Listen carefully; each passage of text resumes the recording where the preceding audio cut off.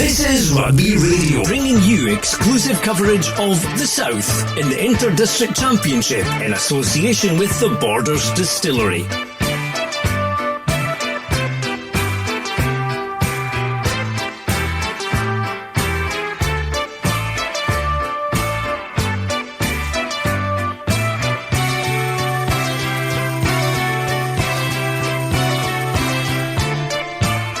Hello and welcome to Rugby Radio, which today is covering the first inter-district match of the three-week tournament between Edinburgh and the South. The venue is Stoneyhill in Musselburgh, which has given us a bit of a technical challenge, let's say, but at least we're on the air at the moment. We hope it will stay that way. As well as a technical challenge with no electricity from our commentary position, we're open to the elements, so strong wind and rain threatening us as well. But we'll get through it because we're professionals and we're up for the challenge as well. And our commentary team, Dale Clancy and Robin Purdie. They'll be calling the match, which kicks off at 3 o'clock. Also with us today, pitchside with his mobile unit, is the man himself, Hugh Brown. And let's go down, have a little chat with him now. Good afternoon, Hugh. Good afternoon to you, Stuart. Yes, it is extremely windy here at Stoneyhill and not doing much for my hairstyle. Not that that's a problem for you, of course, Stuart. No problem at all. What's the pitch looking like, though? Well, I walked across the pitch a little bit earlier on with the Edinburgh head coach, Bob McKillop, and it is a bit muddy in places. It's also got no grass around the centre area, but it's held up pretty well considering the weather we've had in East Lothian in the past few weeks. So yeah, I think we'll be all right for that. So give us a little recap of the history of this particular tournament. Well, actually, this goes back to 1953, the Inter-District Championship, and the first season saw Glasgow, Edinburgh, North and South challenge for the championship. And the North of Scotland district in that first season contained a lot of Midlands players, and the Midlands district actually complained to the SRU that they should have acknowledgement for their contribution to the North squad, and the SRU agreed to that. And from 1954 onwards, the combined North of Scotland and Midlands side was then known as North and Midlands. But also, the Glasgow, Edinburgh South and North and Midlands side would play off to see which district, of course, was best in Scotland. That's effectively what we're doing in 2024. And in later years, as you well remember, Stuart, a Scottish Exiles team was also invited into the championship. I do indeed. Now, last year, of course, it returned for the first time this century. It was a truncated affair, wasn't it, with the South beating Edinburgh and Caledonia Reds defeating Glasgow and West. That gave us a final between Cali and the South, which Cali won by a couple of points. Craig Dodd's missing a penalty with the last kick of the match, which would have won it for the South, and also, of course, preserved their record of being unbeaten in the 21st century. But it wasn't to be. No, it wasn't. And this season, the format is slightly different, as you've already mentioned, because each team will play each other for the first time in many years, and it means that actually we should have a winner, but it might come down to points difference, in fact, at the end of the day. And to me that makes it quite exciting. Now the South, of course, beat Edinburgh last year quite convincingly, chalking up 50 points. That was at Netherdale, crowd of well over 1,500 there. This time, though, it's a home match for Edinburgh. They've picked a team packed with talent, but only, surprisingly, 3 players from Currie in the starting lineup, which is a bit of a surprise. They have no less than 8 from Edinburgh Accy, starting with another 2 on the bench. So a lot of people were looking, thinking, oh, not as much Currie as we would have thought. Not very hot Currie then, obviously, but yes, that's right. And they've also brought in, as you'll hear from Bob McKillop very shortly, they've brought in a Musselburgh player, so he'll know the pitch, Rory Hindhock, who will play for the Edinburgh side today. A fascinating fact about the competition, I know you like the fascinating facts, Stuart, is that the South have won this tournament 17 times over the years that it's been played. They have the most wins of any of the sides. And they'll be looking for an 18, no doubt, in this campaign. Well, the South starting team made up of 6 from Hawick, 4 from Kelso, 4 from Selkirk, 1 from Gala, 4 Hawick players on the bench, 2 from Kelso, a couple from Melrose, and we must thank our sponsors, Borders Distillery, who are also our sponsors for all 3 South games in the Inter-District Championship. They'll also be putting up an award for the best South player in each of the games, and that will be chosen by our summariser today, Robin Purdie. But earlier on, you had a word with both head coaches, Matty Douglas from the South, but first we'll hear from the man in charge once again of the Edinburgh District, and that's Bob McKillop. Yeah, I mean, last year was great just to get the ball rolling again, but you're right, this year it's a full tournament. I think all the clubs have bought into it in Edinburgh a little bit more than they did last season. So yeah, we feel we're better prepared and even more excited than we were this time last year. Now, of course, last year the South beat you at Netherdale quite handsomely. You'll be out for revenge this year. Yeah, I mean they played incredibly well that night. I think we were definitely underprepared. We feel we're better prepared this year. South still look very, very strong. Obviously built around a very strong Hoyt team, but Kelso have had a great season as well. So yeah, we know it's going to be pretty tough out there. It's you and I have just walked across the pitch. It's a little bit muddy in places. And we know the South bring a big pack with them. So yeah, it's never easy against the South, but it's just great to be playing. And we of all of the games to kickstart our tournament, we'd want to play the South.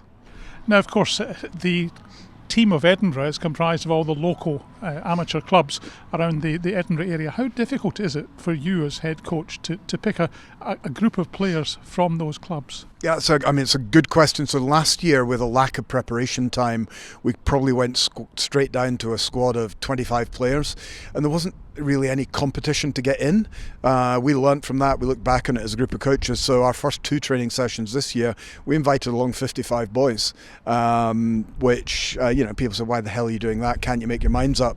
It was because we didn't want to make our minds up. There was a lot of good guys playing. We had we've got a late change in the team today that we can talk about. Scott Clark from Preston Lodge has come along and absolutely shone in amongst 55 boys from the Premiership and Nat 1. So that's what it's all about. So we opened up to a much broader set of boys and introduced a little bit of competition to get into the Edinburgh team, to make it special to play rather than just be invited.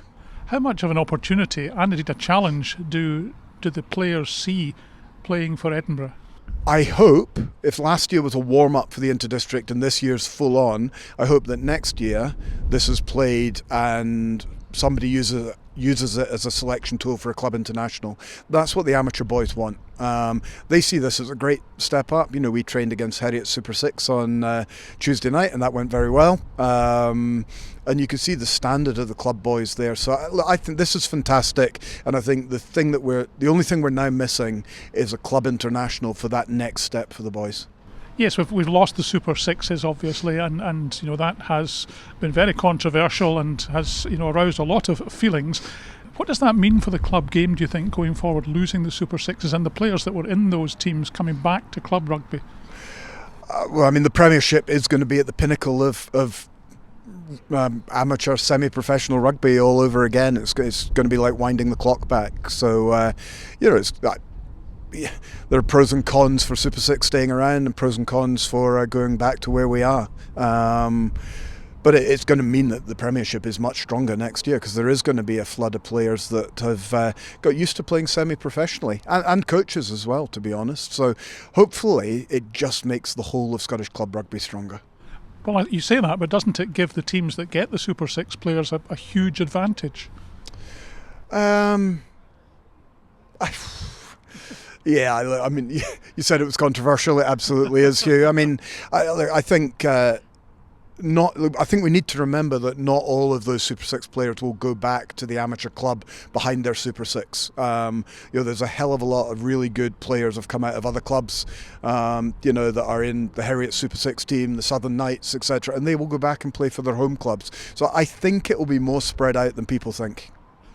And tell me about the team news today. You mentioned one player. What's the team news for Edinburgh today? Yeah, so disappointing for us. 2 of our more experienced backs have pulled out in the last 48 hours with little niggles. So Robbie Chalmers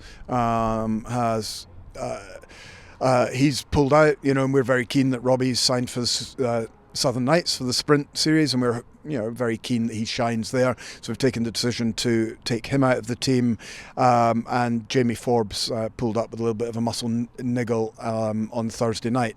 So Rory Hindhaugh from Musselburgh will come in on the wing. That's a straight swap for Robbie Chalmers, and we are hugely excited about Scott Clark from Preston Lodge. He will come in and start at 10, straight from winning National 3 with Preston Lodge. I just think it's a wonderful story, and as I said earlier, he's shone in amongst all of these Premiership players. So we're excited to see how he goes. You obviously feel from what you said earlier that the Inter-District Championship should become a permanent fixture in the calendar going forward. I couldn't agree more. I mean, I'm a Caledonia boy, coaching Edinburgh, love the culture of the South. I just think this is fantastic. And when I played for Stirling County, half of my teammates went to play for Cali, the other half went to play for Glasgow. I think I was the 15th guy who stayed at home. But it was that wonderful next step. And in those days, it was then a feeder into a Scottish trial and then onto the international team. So I'd say if we can just get the club international back in place next season, then I think that is just a wonderful ladder for our club players. Quick prediction then, how do you think it's going to go? God, it's going to. You know what? I think it's going to be a full-on game. I think you're right. I think we are smarting a little bit from taking a beating last year. I think the South will always come out breathing fire. So I think it's going to be a really good game. I hope the wind doesn't spoil it. But I think both teams, as we showed at Netherdale, and Netherdale was the highlight of my season, and I think all of our players' seasons last year. 1,500 players, 1,500 spectators. Out to watch on a Tuesday night. It was a great game of rugby. We came out on the wrong end of it. Hopefully it'll be a great game of rugby today and we'll come out on the right side of it. One thing's for sure, Bob, if you fall and break your leg, you've got plenty of cover. 4 assistant coaches. You've got more coaches than a bus company. Well, the game is becoming more and more specialist. And again, we think about areas where we struggled last year. And one of them was in the scrum.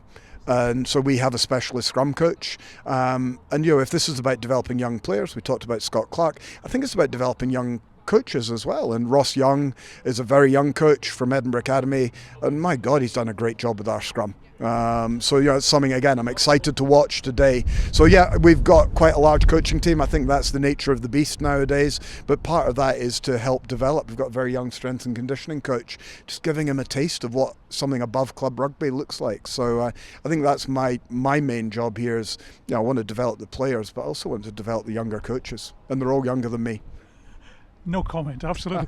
Bob, we wish you well this afternoon. Thank you for your time. Hope it's a good game. Thanks, Hugh. Thanks very much. Matty, how are you feeling about today's game then against Edinburgh? I'm excited. It's great to have the inter-district back, and what a wonderful day for it. Maybe a little bit breezy here at the coast, but it's got to be a great spectacle. And looking at the team sheets, there's 2 quality sides out there, and I think for a spectator to come and watch this is the pinnacle of club rugby this season, and the best players in both districts are playing, and personally I'm excited to see how we go.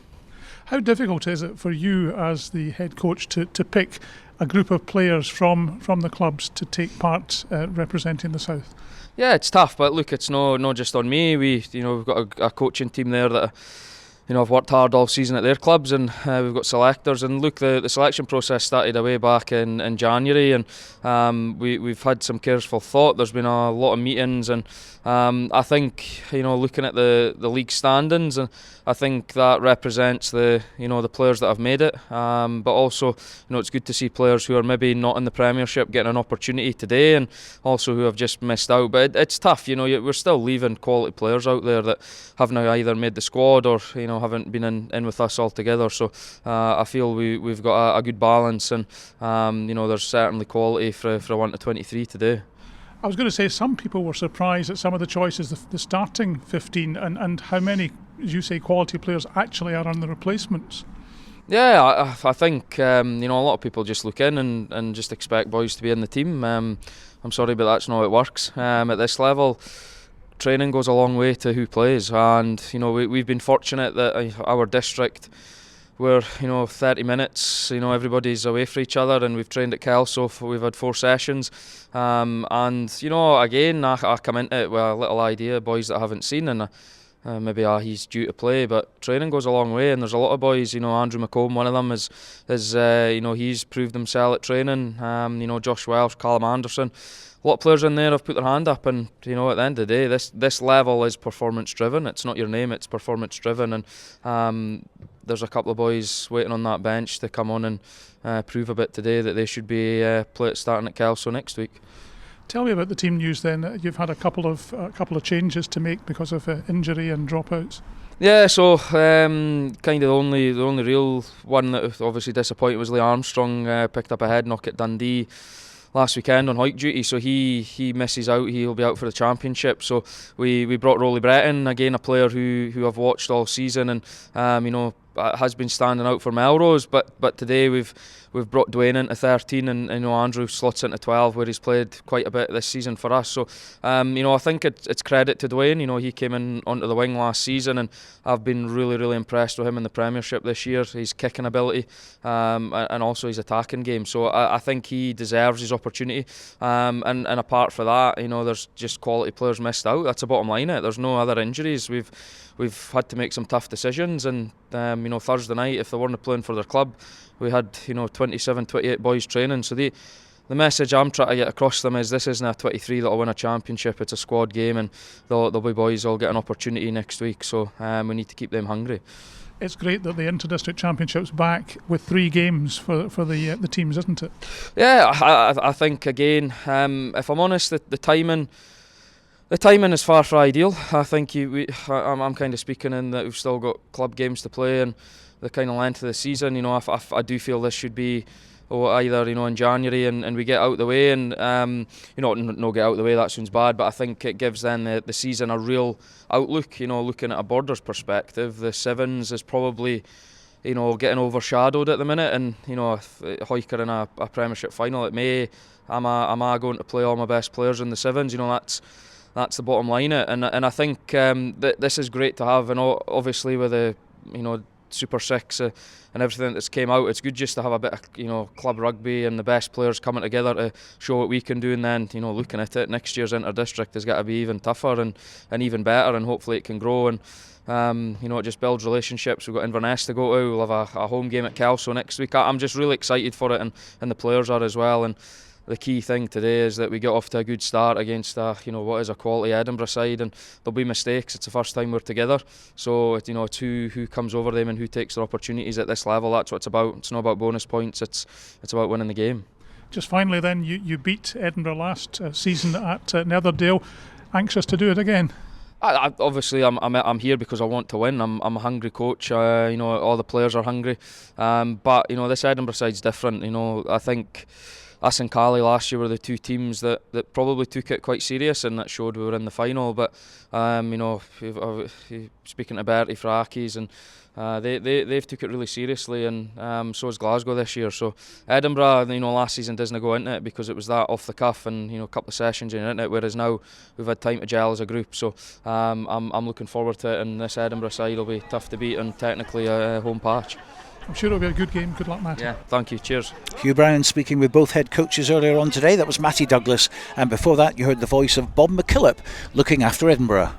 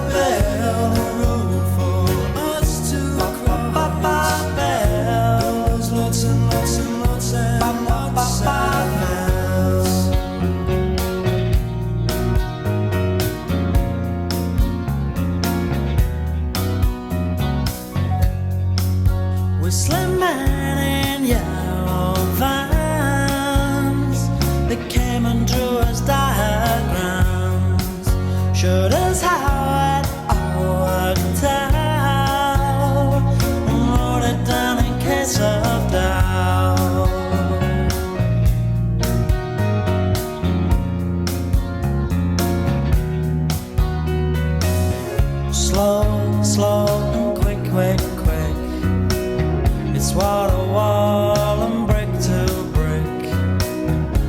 work so fast, it makes you sick. It's Bell, it's Bell, the house where we can stay. And you bid every day. It's Bell, the road for us to cross. Builders lots and lots and lots and lots of house.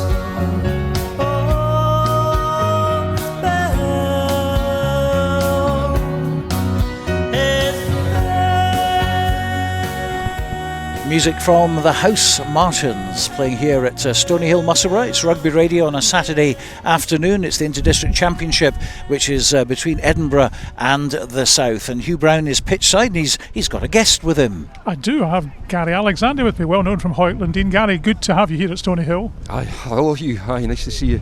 Now, you are, first of all, Stuart Cameron tells me you're a massive programme collector. He collects programmes, but you've got thousands, presumably? I have. Oh, crikey, I've got over probably 10,000 rugby plus football, rugby league.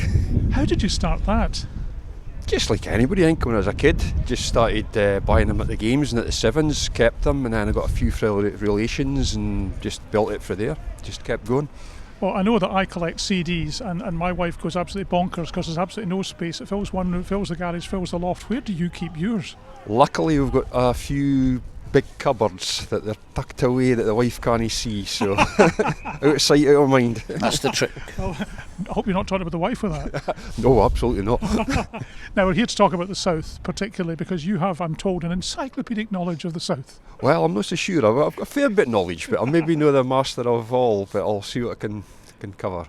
Well, you'll be pleased, first of all, that we're back to the format where all the teams play each other. 3 games, of course, to come, and this is the first of them here with Edinburgh against the South. That's a good thing, isn't it? Yeah, absolutely. I think last year was a wee bit of a stepping stone into this, and I think everybody playing each other is what it used to be, and I think everybody relates to that. Play each other once, best team wins. Yes, and it's exciting because it gives players, as we've heard from both Bob McKillop and from Matty Douglas, it gives players a chance to break through into the Inter-District Championship who've done well for their clubs. Yes, I think it's great, and I think for any of these players it's special to play for the South and put on that red and white jersey. It actually brings back memories. The first time I've been here since I played for the South District Union against Edinburgh a couple of times here, and that was like the level below the South. They had an inter-district championship between teams, like the South side was Gala, Melrose, Jed Seconds, like junior clubs, and just pulling on that South jersey even at that level was special. So for these boys today it's even more special. Dare I ask when that was? A long time ago, it'd been the 1990s sometime. Now, of course, the South have a huge history because they've not just played clubs in Scotland, they've also played Australia and New Zealand, haven't they? They have, yes. South Africa, they've played other touring teams, Fiji, Japan, Romania, and beaten some of them. Australia twice. They did well in the 80s, beat Australia in 84, beat Fiji, beat Romania, beat Japan, so there's a lot of history there, and I think, as I say, it's just great to see the South back and see the Inter-District Championship back. Now, Bob McKillop was saying he hopes that not only will it become a permanent fixture, but also he hopes it might lead to a club international team. Yeah, I think that was great for the club players when that was on the go, and I think this just would be the stepping stone into that. And how much more special would be putting on a thistle for some of the boys out there today. Now, you've seen the teams, I suppose. Who do you think's going to win this one today? Obviously, I'm a Borders man, so I have to root for the South. Great, and one more programme to add to your collection. Yes, indeed, another one. Gary Alexander, thank you very much indeed for joining me. There we are. Well, up here on the roof at Stoneyhill, a 3 o'clock kick-off, Edinburgh versus the South. Joining me is Robin Purdie. A very good afternoon to you, Robin. And we've had a look at the teams, and a lot of people would have kind of expected, I suppose, a Curry-heavy team, but it's actually an Embrackie's heavy team. Yeah, it is, Stuart. You're right. I think there's only 3 Curry players in the starting 15, but let's not forget 3 of Curry's top operators are with Cali, one of the wingers, and probably their 2 most prominent players for me, Cardosi and DJ Ennis. So they're spread about.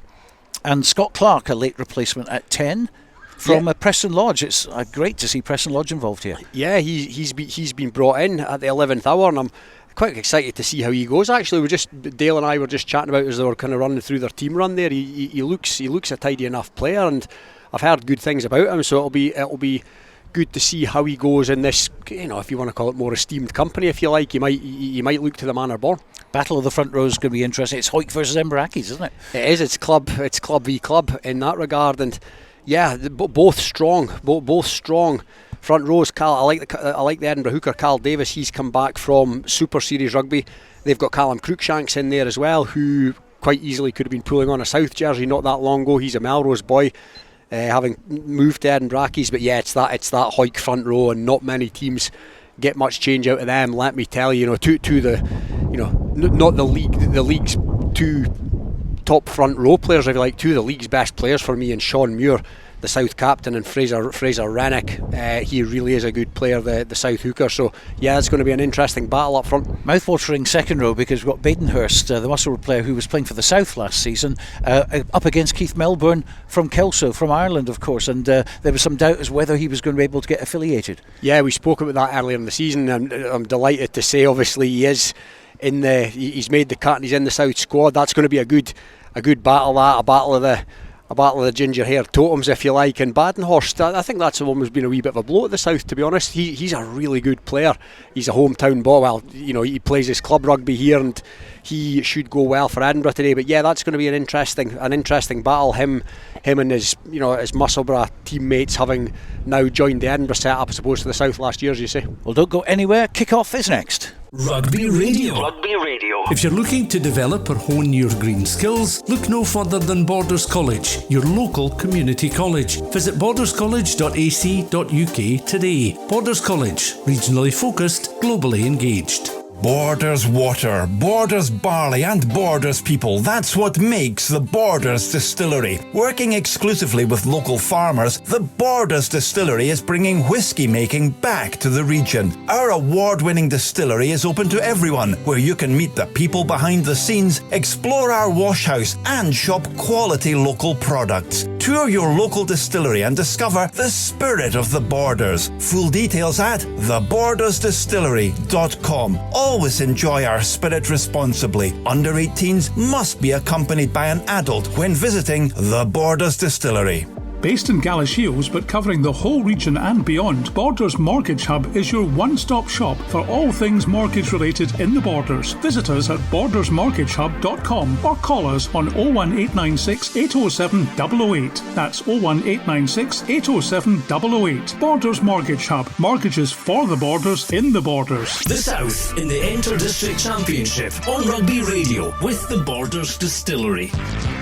OK, the time has come for this afternoon's inter-district match between Edinburgh and the South at Stoneyhill. Let's hand over to our commentary team of Robin Purdie. And first, a very good afternoon to Dale Clancy. Yeah, good afternoon everybody, and welcome to Stoneyhill as we just watch Edinburgh trundle onto the pitch from the sheds here at the home of Musselburgh Rugby Club. And if you stand still for long enough, fashions tend to come back around, and after its reincarnation last year, the Inter-District Championship has breathed a bit of life back into club rugby, and we're in round 1 of 3 here as the South and Edinburgh District get their championship underway.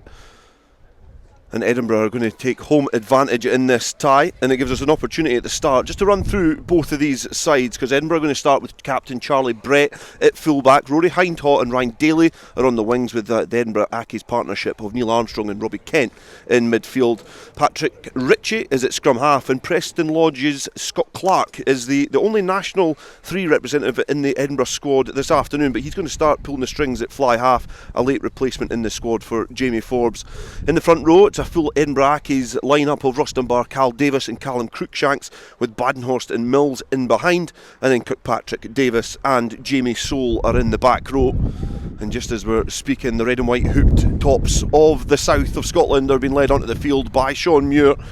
And it is going to be Kirk Ford lining up at fullback for them, with Josh Welsh and Callum Anderson on the wing. Andrew Mitchell and Dwayne Patterson make up a very exciting centre partnership. Andy Tate and Aaron McComb are the halfbacks. It's an all Hoyk front row for the south of Scotland, with Sean Muir, Fraser Rennick and Nicky Little, with Keith Melbourne and Andrew McComb in behind in the boiler house, and then the effervescent Bruce McNeil, Angus Dunn and the powerhouse of Jay Linton in behind for the south. There is 9 players in the starting lineup for the South, who won 50 points to 17 on the 9th of May last year, a Tuesday night attended by 1,500 spectators.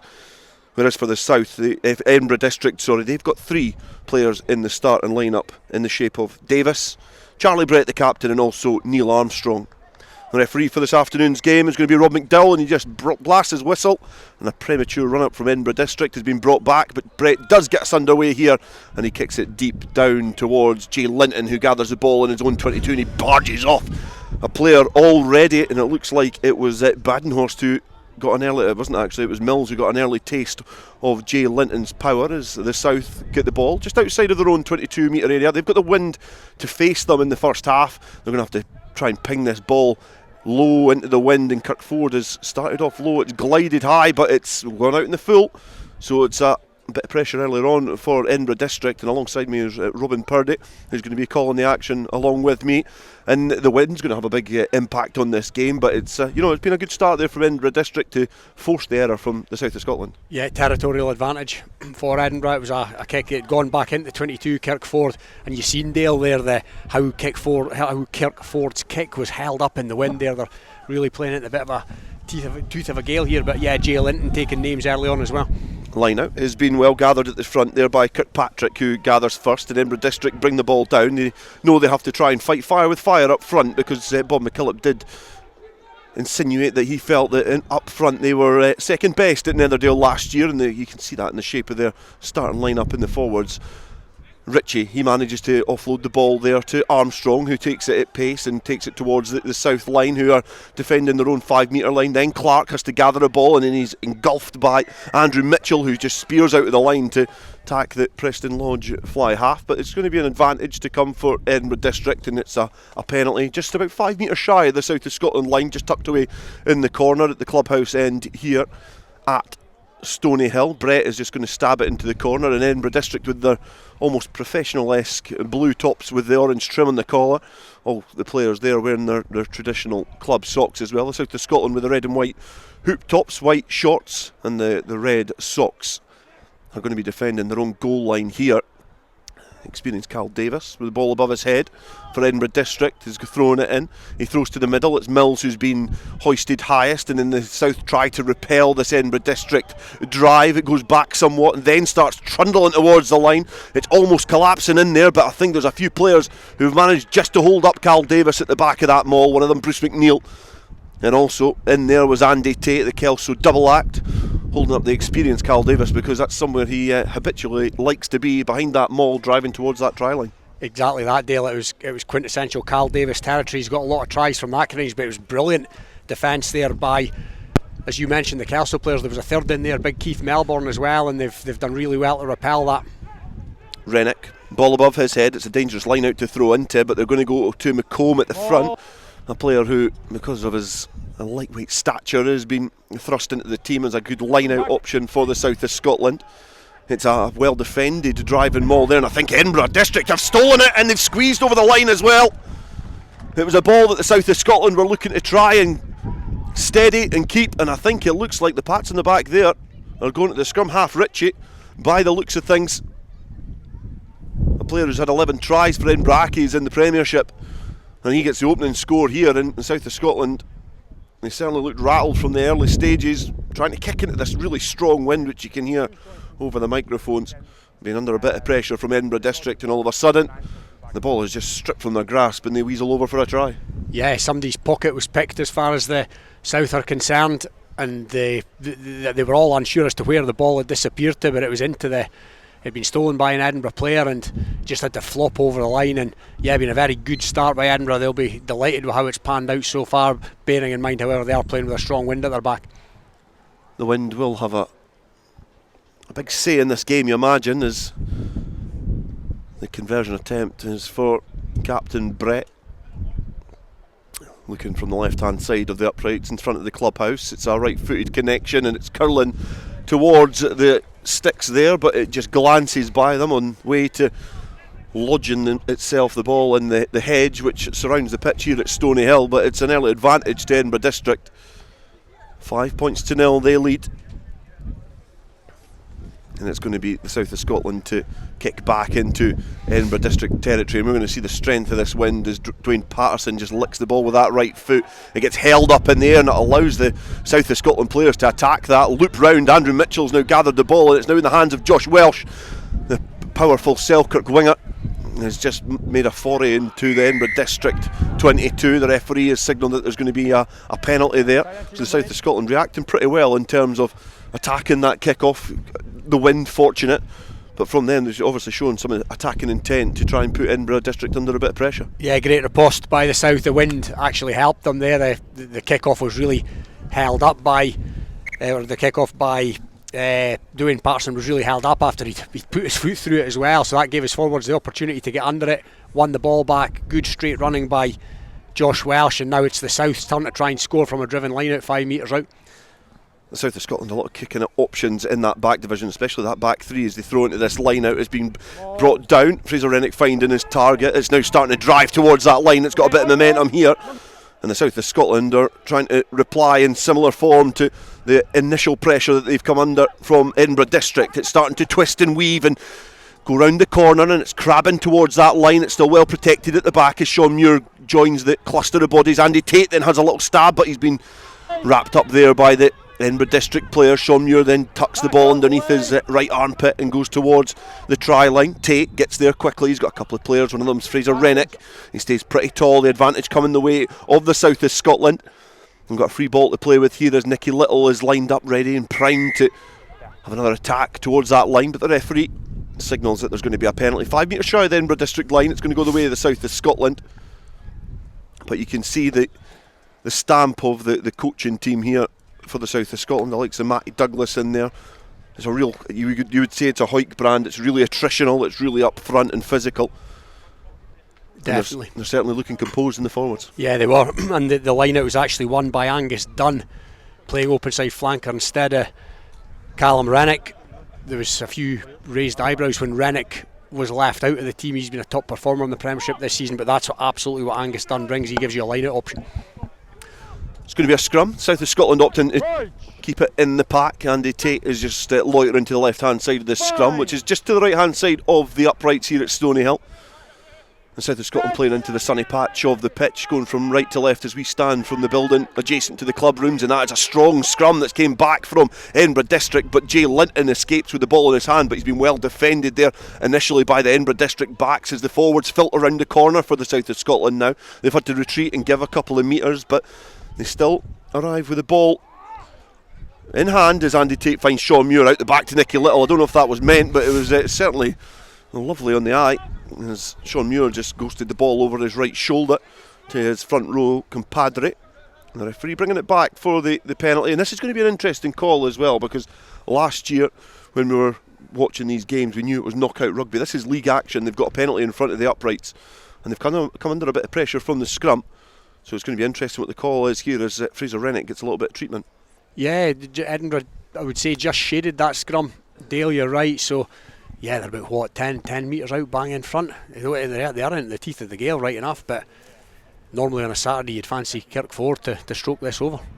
Yeah, this is going to be an interesting call. The captain, Sean Muir, just having a conversation with the match official as both sets of the players get a little break in the action here. We've played about 6 minutes or so here at Stoneyhill. We've got to see a few light refreshments brought on. Fraser Rennick's back to his feet. He's still getting a bit of attention on the field, but he certainly looks like it's nothing too threatening at this stage as Cal Davis comes towards the referee now to have a conversation. And you know, the two lineups themselves, Robin, I think Kirkford is going to line up the penalty, but you know, it's interesting to see that the Edinburgh District team is full of Premiership players apart from Scott Clark at 10, which is a pivotal position. Oh, definitely, and it's one of the talking points today. He's been brought into the team pretty late in the day, and yeah, Kirkford is going to have a bash here. So yeah, Scott Clark's come in pretty late, and it could just be one of those situations where it turns out to be a player that's playing below his level at his hometown club, and he could be, he could stand out with this, with better players around him. Kirkford, penalty attempt, blob on in front of the uprights here. Right-footed kick, manages to find the little bit of weakness in that gale which is blustering from left to right here, and it's successful and the Premiership's top point scorer with 245 points, gets his first 3 points of the season in South colours. It's still Edinburgh District who lead here, 5 points to 3. And I think it's going to be a battle up front, and there's going to be little space for the backs to try and exploit. Certainly been forward orientated so far anyway, and I think that was the right decision by the South. They're playing into the stiff breeze, take what points are on offer in this first half.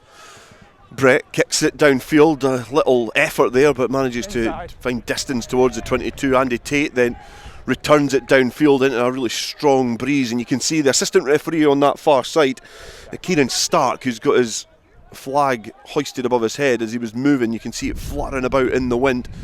The wind somewhat dies, then starts to rise up again, and it's going to be a challenging wind. Good that it's dry as well. It gives the spectators who are littered across that bank and on that far side a good spectacle to watch, as the ball off the top was given from Badenhorst, but Melbourne was first there, and the big Irishman marauds towards the Edinburgh District half, and then Sean Muir is there ready for a carry as Tate gets to the breakdown, floats the ball to McComb. McComb has then got Jay Linton in centre field looking to try and exploit some holes, but he's been brilliantly defended there by Rory Hindhaw, the Musselburgh winger. Went low on the number 8 as McComb thinks he spots some space in behind, just ghosts it over the top of the defence, and then Clark gathers. Clark has to offload to Hindhaw, who was back in support. The South players are getting there in abundance to try and clear out the road. Bruce McNeil, one of them there. And then you wouldn't be surprised if I told you after that there's a little bit of a dust up. Yeah, it's on. Looks like Carl Davis and Bruce McNeil having an exchange. I think there's a penalty coming one way or another. Referee had already blown for something. Did look like the momentum was the way of the South of Scotland at that time. Good intelligent play from Aaron McComb. It was, yeah. Difficult as well, I think, in all the South positions. It's the same in all squads, but you know there were some surprises perhaps in that lineup. Aaron McComb being one of them, perhaps. You know that when you've got the kicking options, Callum Anderson, Josh Welsh, Kirk Ford. You know, Aaron McComb getting the nod, an experienced fly half. Perhaps not had the best of seasons with Selkirk, but Scotland Club international experience, and he brings that ball to the line, you know, and gets the backs moving. Yeah, he does indeed. And by all, you have come in out.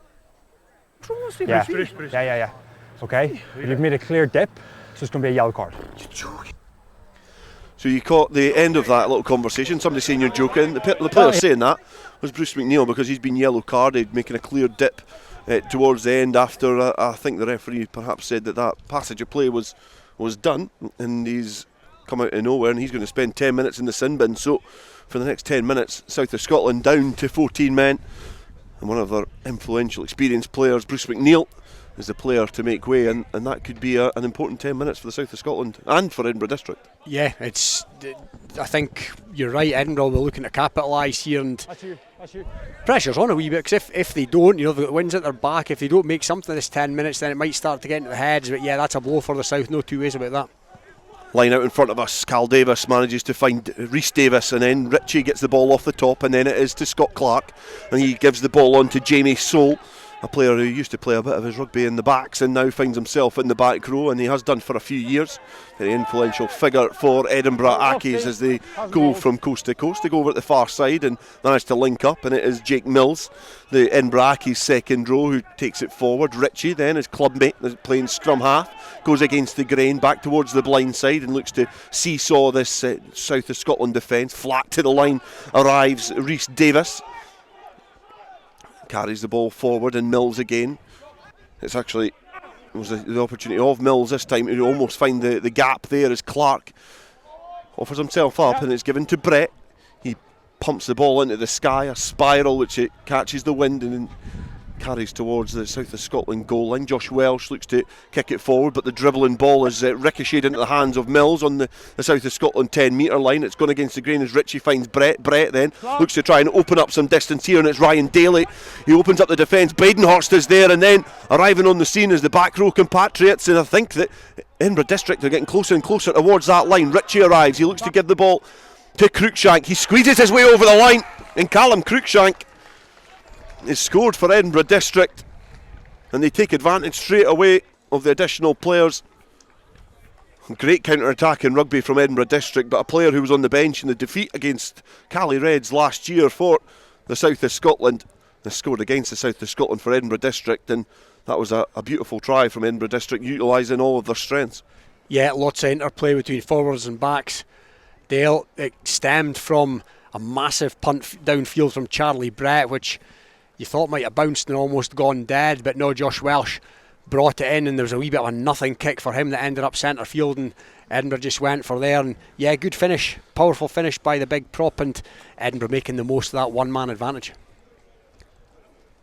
Good counter-attack in rugby from Edinburgh District, and they take the score to 10 points to 3. And here at Stoneyhill, a reminder that Glasgow and West are playing Cali Reds this afternoon in the other fixture in this inter-district championship.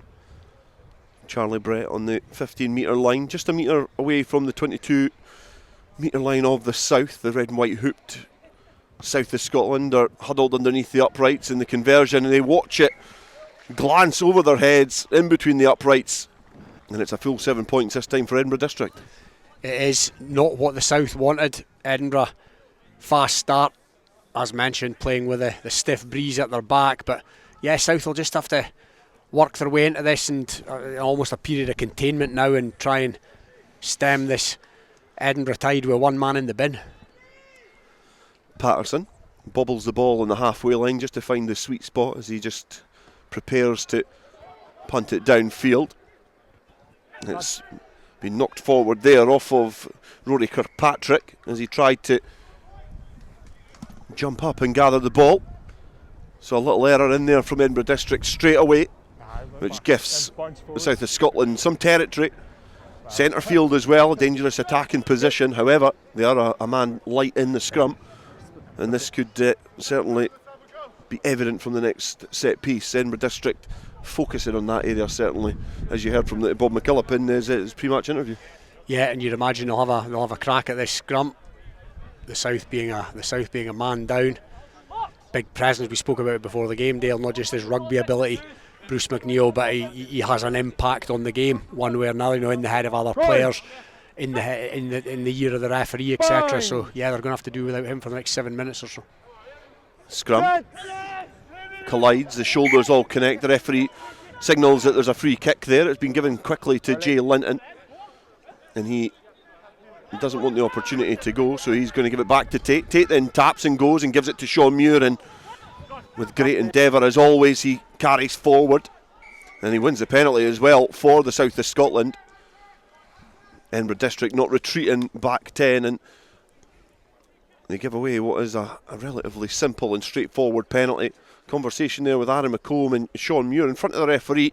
Kirk Ford arrives quickly as well, and I think that signals it's quite an intelligent decision there from the captains and that leadership group as well.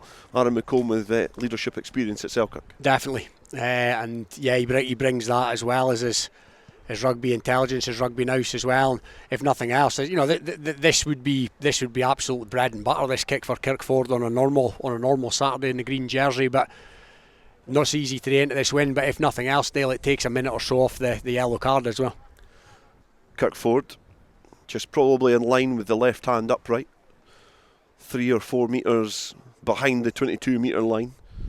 The number 15 just fluttering in the wind on his back as he lines up the penalty attempt. Last glance at the uprights, and in a slow and steady run up strikes the ball with his right foot, and it's low into this wind, and it's accurate as well, and it's 2 from 2 for Kirkford, and it makes it a 6 point game. And without that penalty, it does make it a little bit more of an anxious scoreline, but it takes it within a converted score.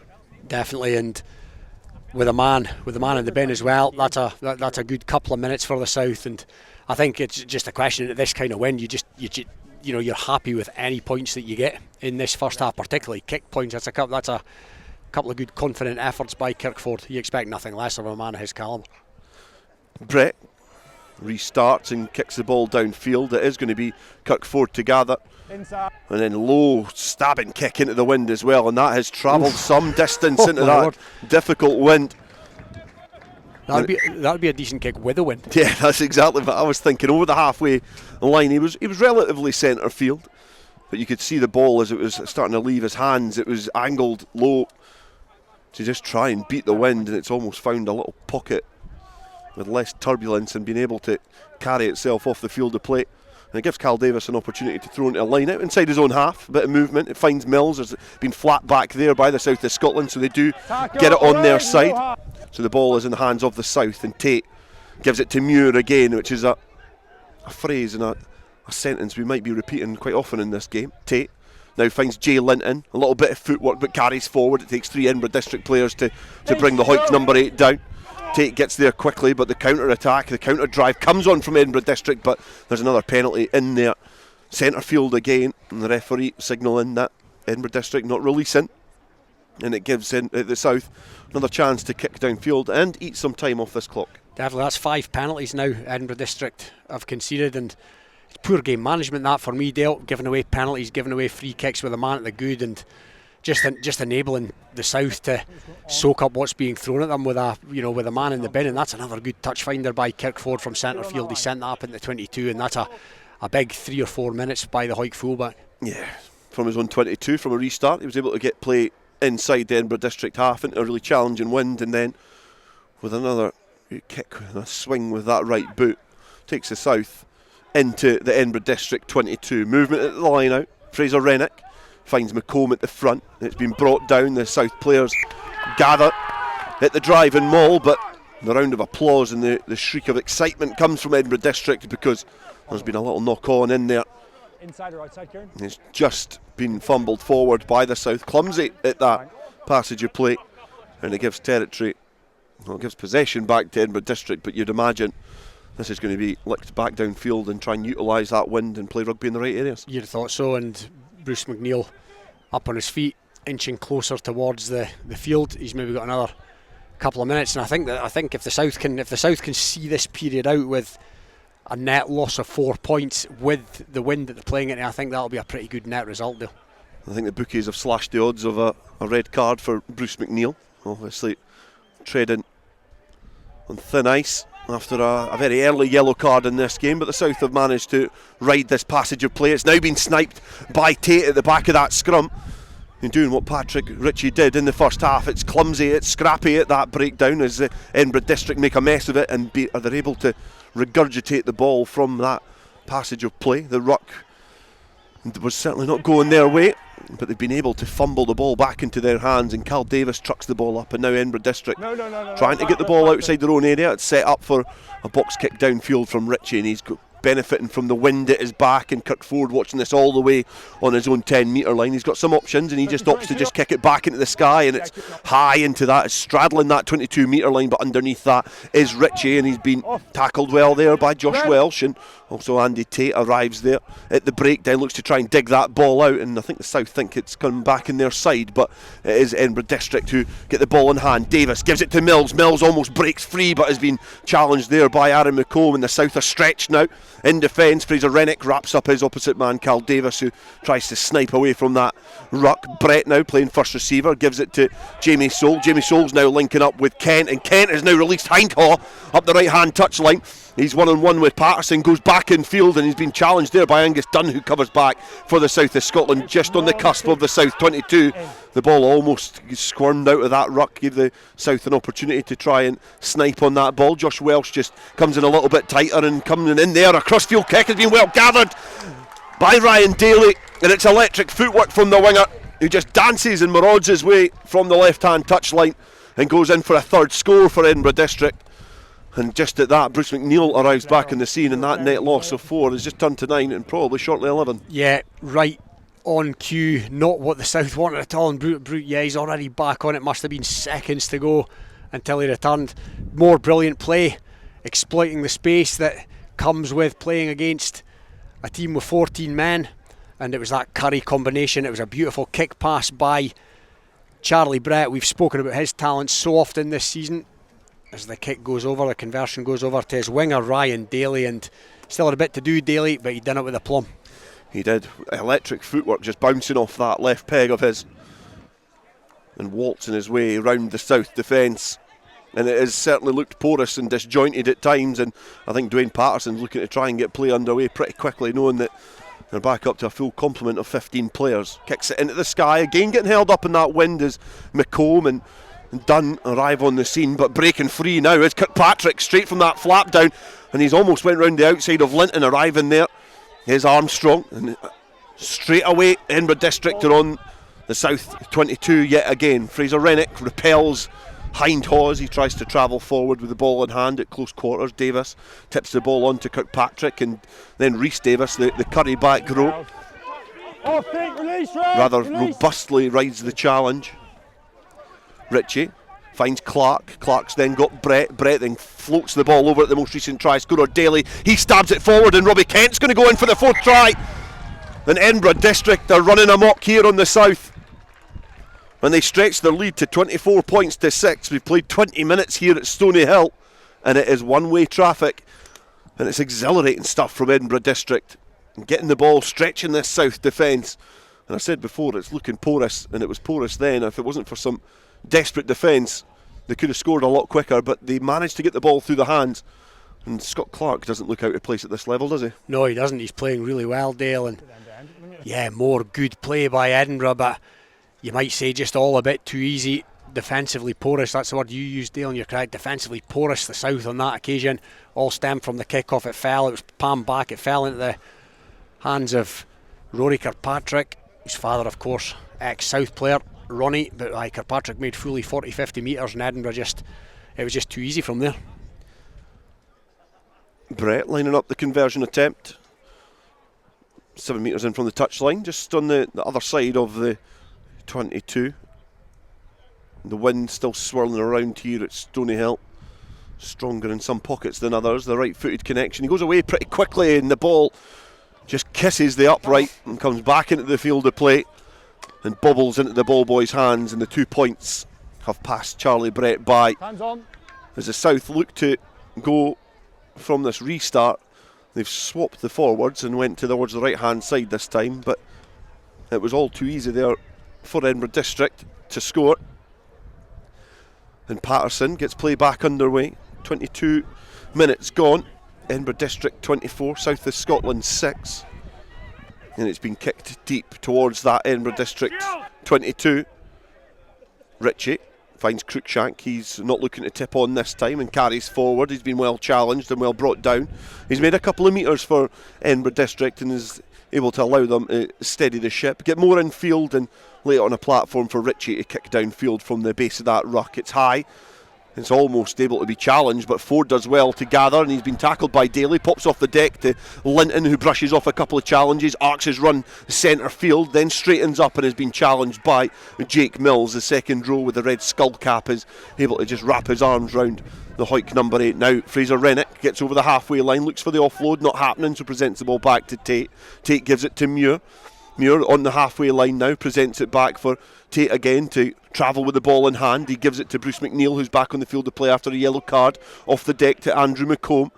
The ball is now fumbled and bobbles on the ground, but the referee just signalling that Edinburgh District players were in an offside position there. So it's another penalty, and as you say, early on, there's been some penalties in this game. They've all been relatively, well, you would say they've probably been in safer areas for Edinburgh District, not to force the referee's hand, but he's just having a conversation with Charlie Brett. But a chance here for the South to kick downfield and try and exert some pressure, because we've got about 50 minutes left in this first half, and they're going to start needing to score some points. Definitely, they could do with something, even if it's just a penalty, Dale, to stem the tide and get back into this game. But yeah, it's quite strange. It's 24 points to 6, and it's Edinburgh who've conceded the lion's share of the penalties, so it's not doing them any harm at this stage. A few players on the bench for the South of Scotland that can perhaps make it out. Frankie Robson was a player that started the game at Netherdale last year, finds himself on the bench. Rennick throws in. He's been brought down and gathered by Dunn, then wrapping round Rennick, then finds Mitchell. Mitchell knocks the ball on and is not able to make advantage of that. A player that scored 20 tries in the Premiership. Can't add to his tally in inter-district action. And knocks the ball on. Frankie Robson actually started on the bench last time, so I was completely wrong. Yeah, but he finds himself on the bench again for this fixture. But certainly players like Dalton Redpath and Struan Hutchison can perhaps make a difference for this South team. But you've got to say players likes of Cammy Lessels and a formidable Curry front row with the Edinburgh Accies inclusion of Cole Emery.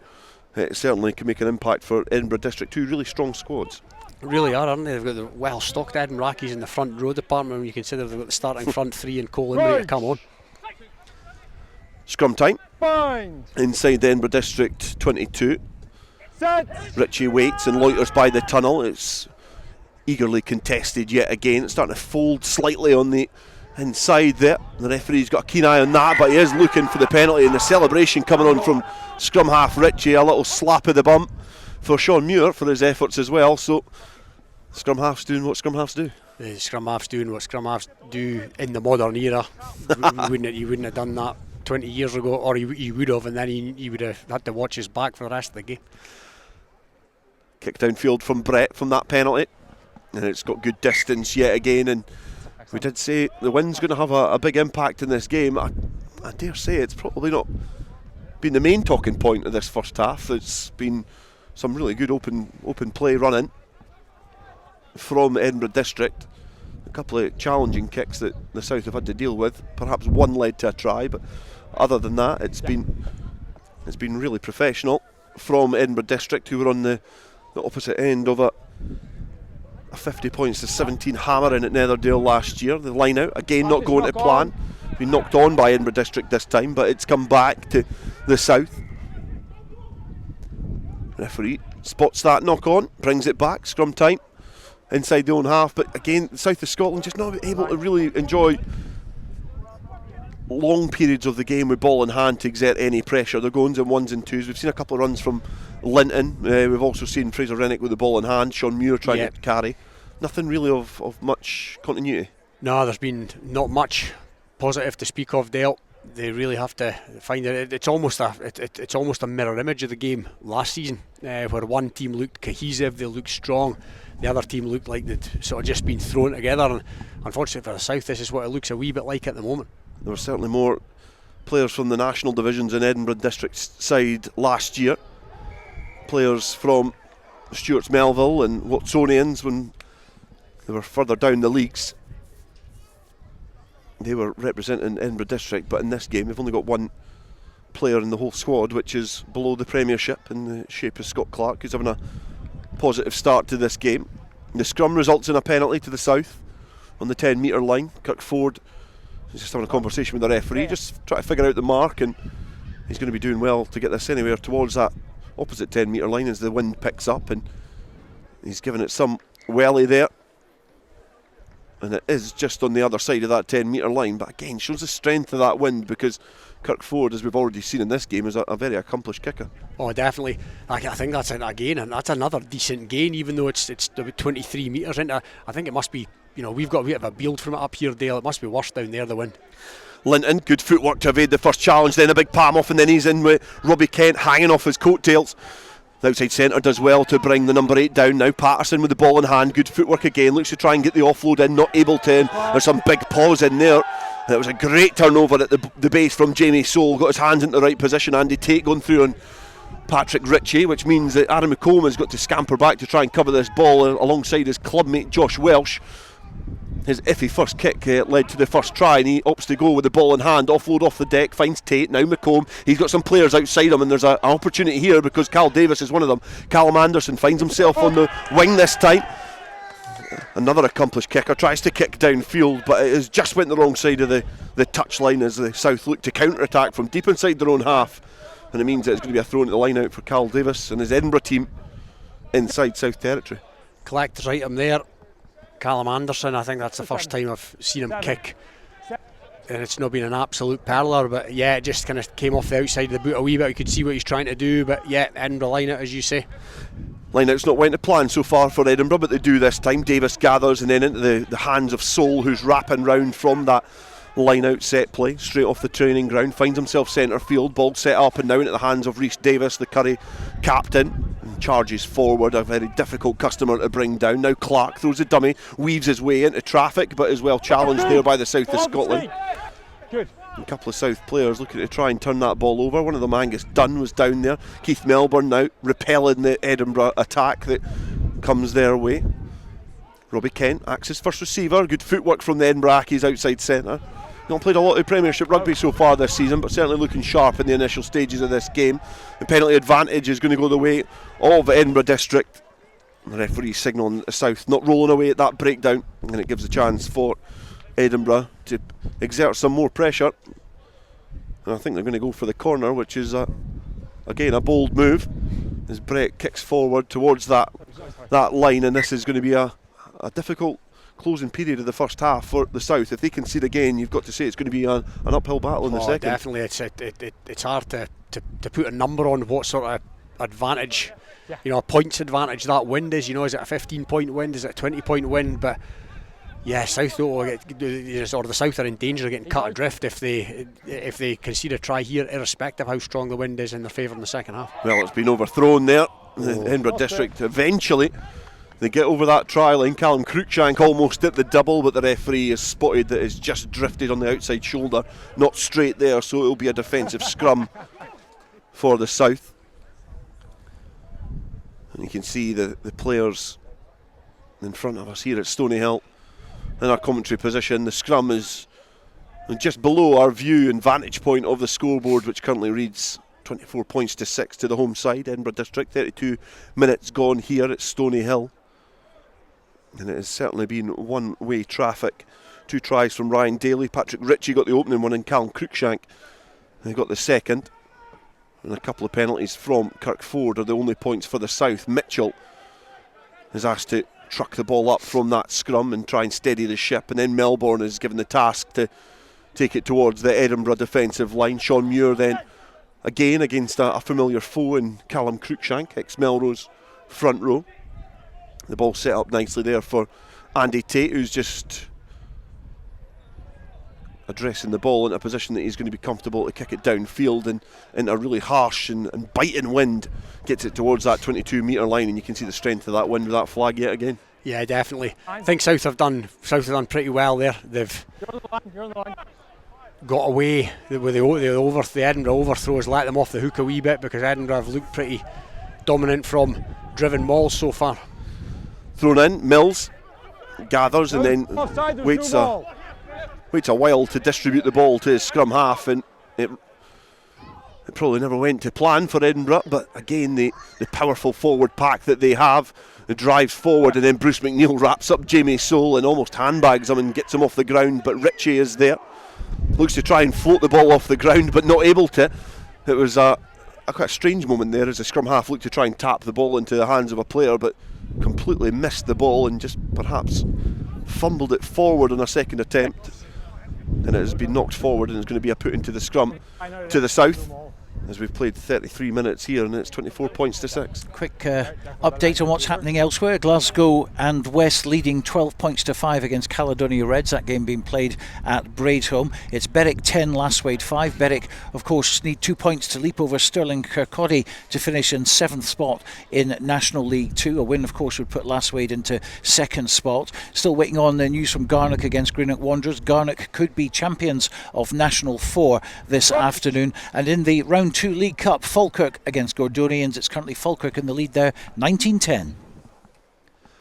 Scrum sets, Andy Tate rolls the ball in for the South. It's starting to go back at the rate of knots from this powerful Edinburgh scrum that is being deployed on this South of Scotland side, as Tate gets the ball, finds Nicky Little. He's been hammered by Badenhorst, who catapults himself out of the line to defend and try and just patch this South squad back inside their own 22, make sure that they're not getting any territory. No cheap penalties either to allow them to exit relatively straightforward. And it looks like it's been turned over as well by Edinburgh District. They get their hands in there. Cal Davis just pirouettes out of trouble. Sean Muir gets round the ankles. Ritchie then finds Cruikshank. He's out the back to Clark, who's relatively flat but floats the ball to Patterson. Has been knocked on there, and breaking free is Callum Anderson, but the referee's going to bring that back for a penalty. A chance to throw the free ball there for Clark, but you see it just got held up in the wind, and you would have said perhaps this time it might be an opportunity to go for the uprights, but they're going to go for the corner again, I feel. Yeah, I think they're going for the jugular, and I think it's probably the right decision. It's he stuck that on a sixpence. The captain, Charlie Brandt. When did you get that lisp? Yesterday. But yeah, it's going to be another 5 metre line out to defend for the South, and they've had a few of those so far this afternoon. Another opportunity to throw into the line out. Carl Davis again lines up. He's been a bit hit or miss with the line out so far in this game. Just overthrew one before, but finds Badenhorst this time. It's been brought down and plucked right into the breadbasket of his teammates who are waiting there. They're starting to charge forward. It's been well defended initially, but breaks to the right hand side. And Edinburgh District think there's an opportunity here to attack this line, but brilliantly defended by the South, who just engulf the breakaway group from the side of that drive and maul. And from that as well, they've won the penalty by the looks of things. No, the referee just signalling there that it's going to be a scrum. Although it's a scrum, the South are still camped well and truly inside their own half. Yeah, that was brilliant defensive work, however, by Fraser Rennick it was in there. As Edinburgh were looking to march that forwards towards the South line, he's come up with the goods there, the Hoyt Hooker, because that was starting to look ominous. But as you mentioned, Dale, they're still camped deep within their own territory, 5 metres from their own line. They've only got a couple of minutes left in this first half. 24 points to 6, Edinburgh currently lead at the home of Musselburgh Rugby Club. In round 1 of the Inter-District Championship. The ball thrown into that scrum. Jay Linton is the player to try and break away from that set piece. He does well to brush away the first challenge, not able to get away from the second. In Melbourne now, a similar passage of play, asked to try and escape their own area, and they do win the penalty eventually. The South, the players from Edinburgh sealing off. Yeah, it's Rhys Davis is the player who's had the finger wagging from the referee, and it does give the South that opportunity to cleanly exit their own 22, because for the last 5 minutes or so they have come under persistent pressure from Edinburgh, but they've perhaps passed that test, and that could be a huge moment in this game. Yeah, I was just about to say they've defended really well. I sort of looked at the clock, and it was 30 minutes. I was thinking this could be ominous here, and they've spent most of that camped pretty much on the edge of their own line. So, yeah, good defensive set, good work there, good desperation by the South.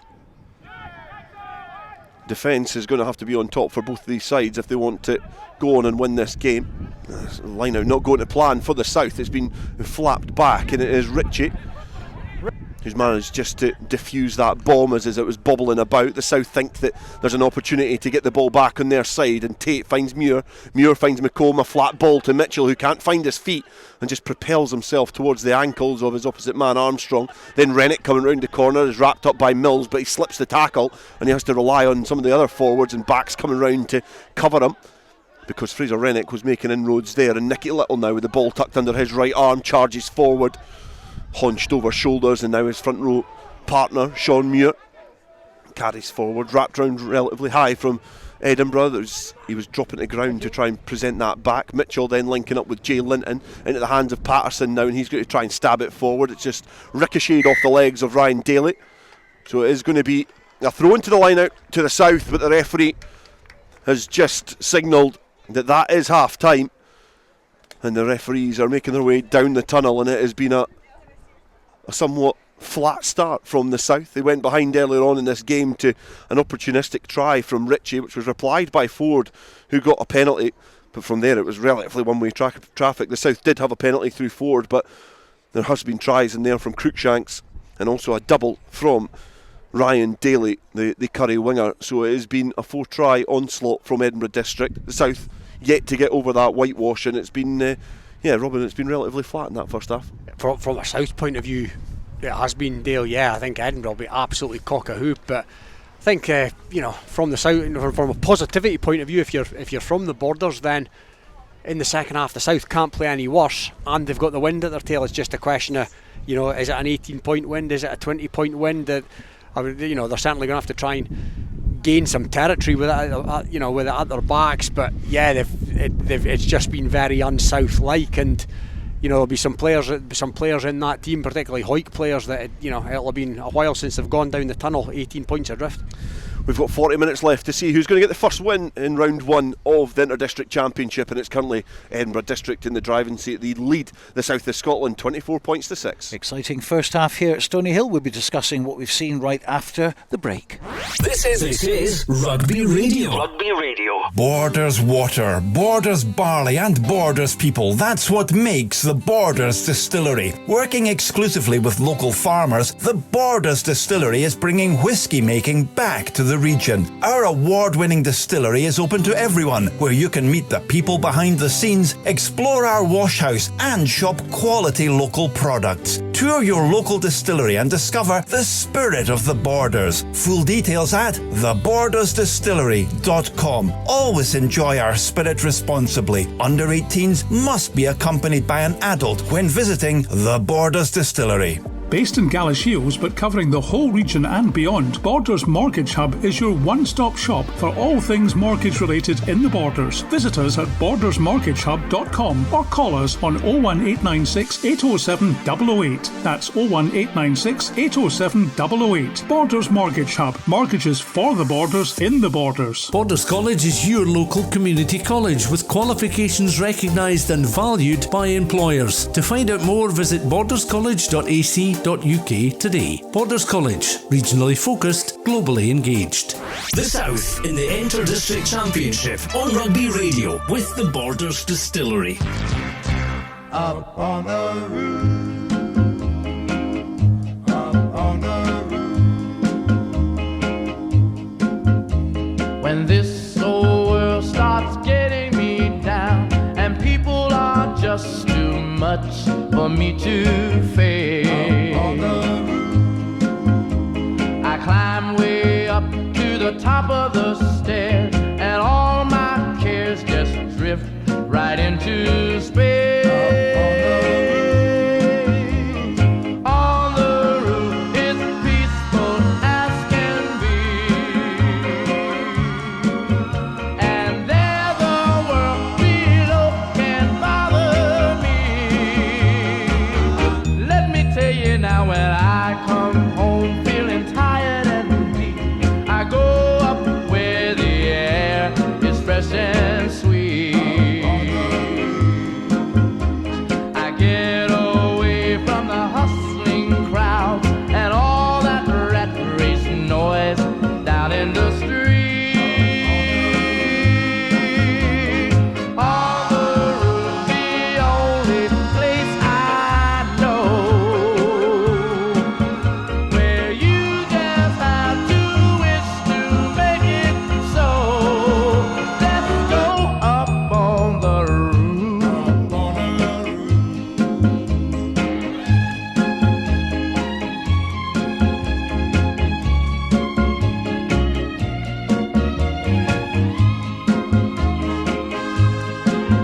At night the stars put on a show for free,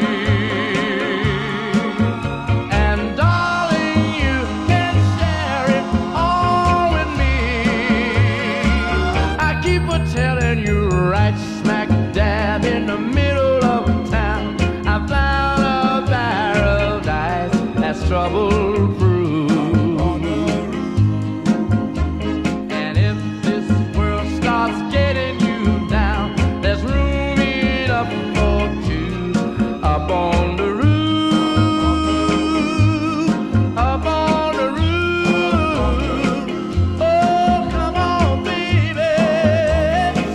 Oh, come on, up on the roof. Yes, that's exactly where we are here at Stoneyhill, up on the roof with Robin Purdie, and an interesting first half there. It's been quite sunny, very, very windy out there. The rain beginning to come down just a little bit at the moment, which we don't want, Robin, do we?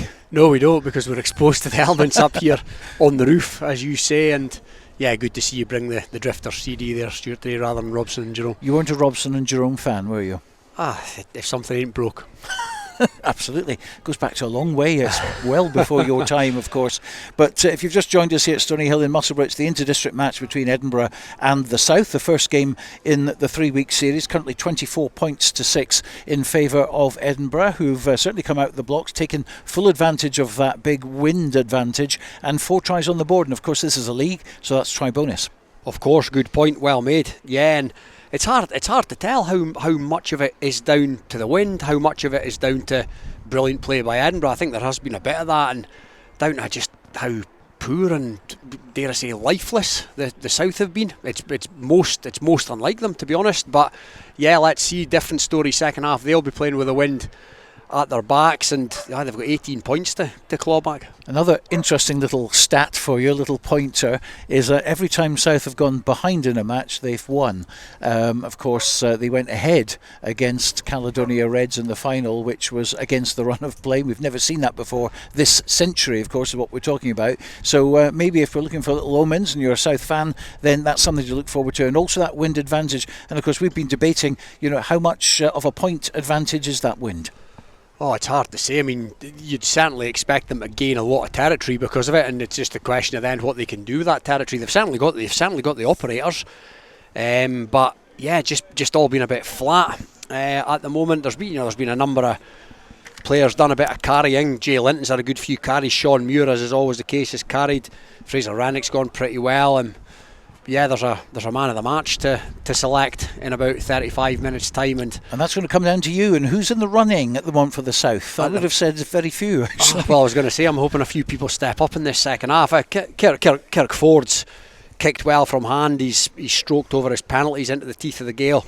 Sean Muir's got 5 or 6 carries under his belt. Jay Linton the same. So that's about as good as it gets at the moment. And as Matty Douglas said at the start, there are going to be mistakes. This is the first time this group of players have played together. Same for Edinburgh as well, but it seems at the moment Edinburgh seem to just have that edge. They're certainly playing the wind very, very well. But there was a period just before Bruce McNeil got yellow carded where South were really on top.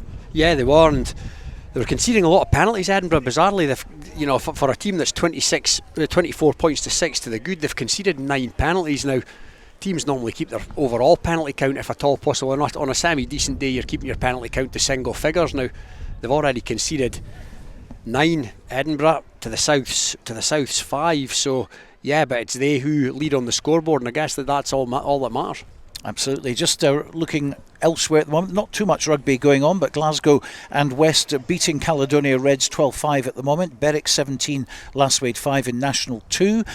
In National 4, White Craigs 14, North Berwick 0. And in the Cup, this is interesting, Falkirk against Gordonians. Gordonians, of course, were already knocked out in round 1 by Strathmore, but they fielded an ineligible player. So Gordonians back into the competition, and they're putting up a fight at Sunnyside as well. It's 19-15 to Falkirk in that particular game. And of course, Gordonians a National 2 team, Falkirk also a National 2 team.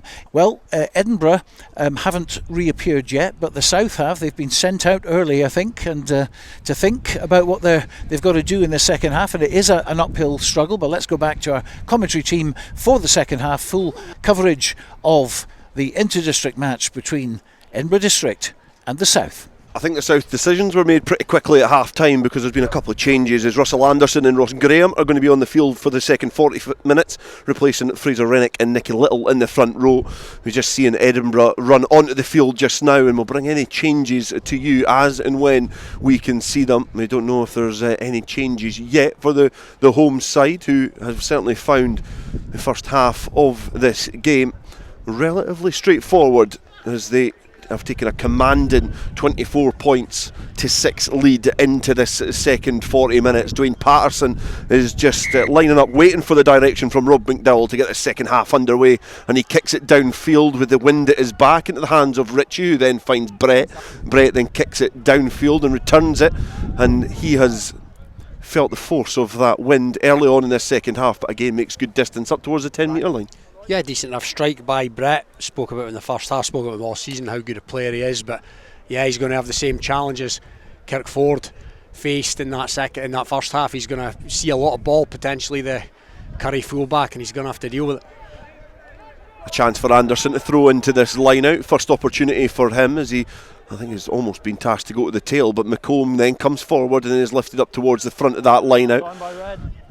The driving maul then just catapults towards the ground, as then the ball is presented back from the South forwards, who wrap round the corner. Now Ross Graham, his first chance to travel with the ball in hand. He's been well repelled, and certainly one-up tackles have been very promising in this game for Edinburgh District, as Cal Davis makes a good challenge on Callum Anderson, working hard off of his wing. Tate then finds Muir tips it on to McComb. He doesn't make much in the way of ground, but does well to protect the ball. Tate finds Ross Graham, then McComb found Andrew Mitchell. He's looking for a pocket of space in there, but Maraud's back in field. A little mazy run from the inside centre. McComb got the ball again out the back of Patterson to find an on-rushing player. It does look like it was perhaps Bruce McNeil who was in there. A couple of players from the south looking to try and get some momentum in this second half. It is McNeil now with the ball in hand. Cal Davis almost over that ball, but the south players arrive ready just to try and retrieve that ball. And a little bit of passage of play there between Sean Muir and some of his teammates has just meant that there's an interception, and Robbie Kent now is looking to try and evade a challenge or two with a dummy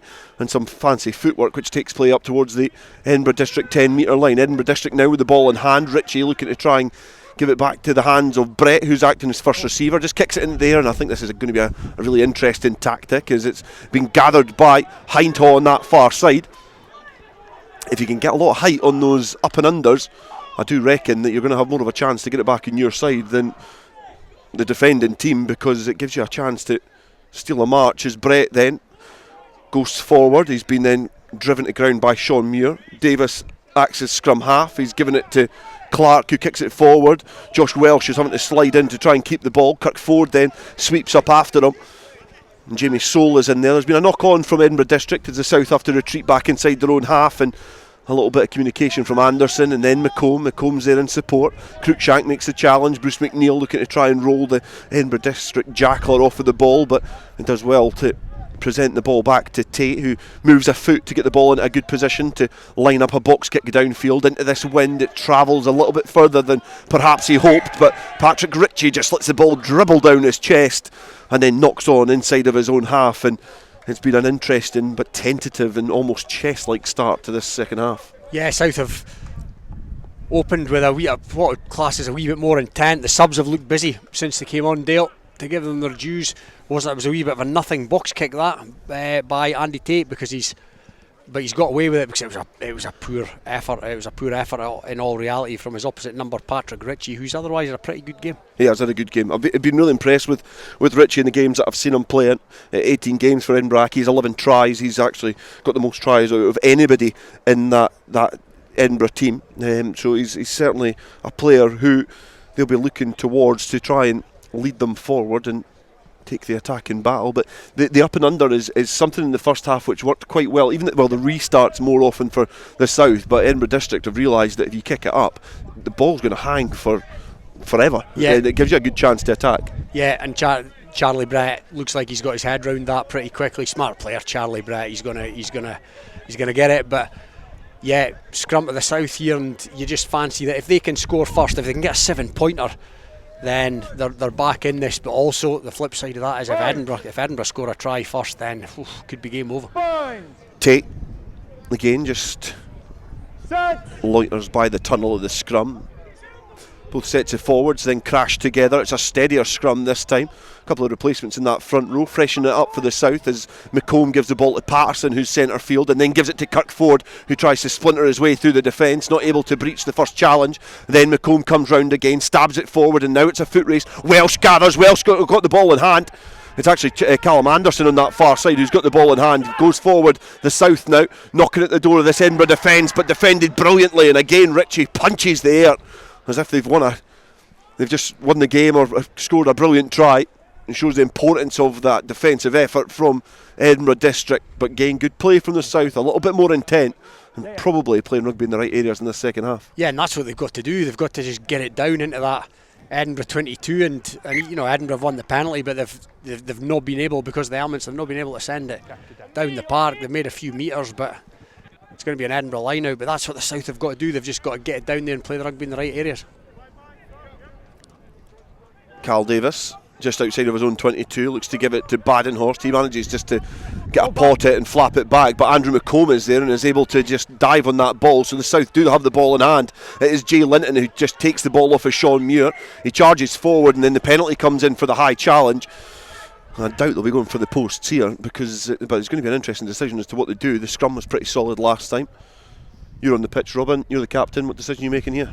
It's an interesting one, Dale. Do you maybe chip into that scoreboard? It's an easy 3 points, but no, they're going to take the scrum and to make it 15 points. I think that's I think you've got to attack in the second half. We've played 6 minutes, and I think it's a brave option, but I think it is perhaps the right one. Yeah, I think so. We'll know a bit more in about 90 seconds, 2 minutes. But Ross Graham has changed from hooker to prop. This will be his first scrum.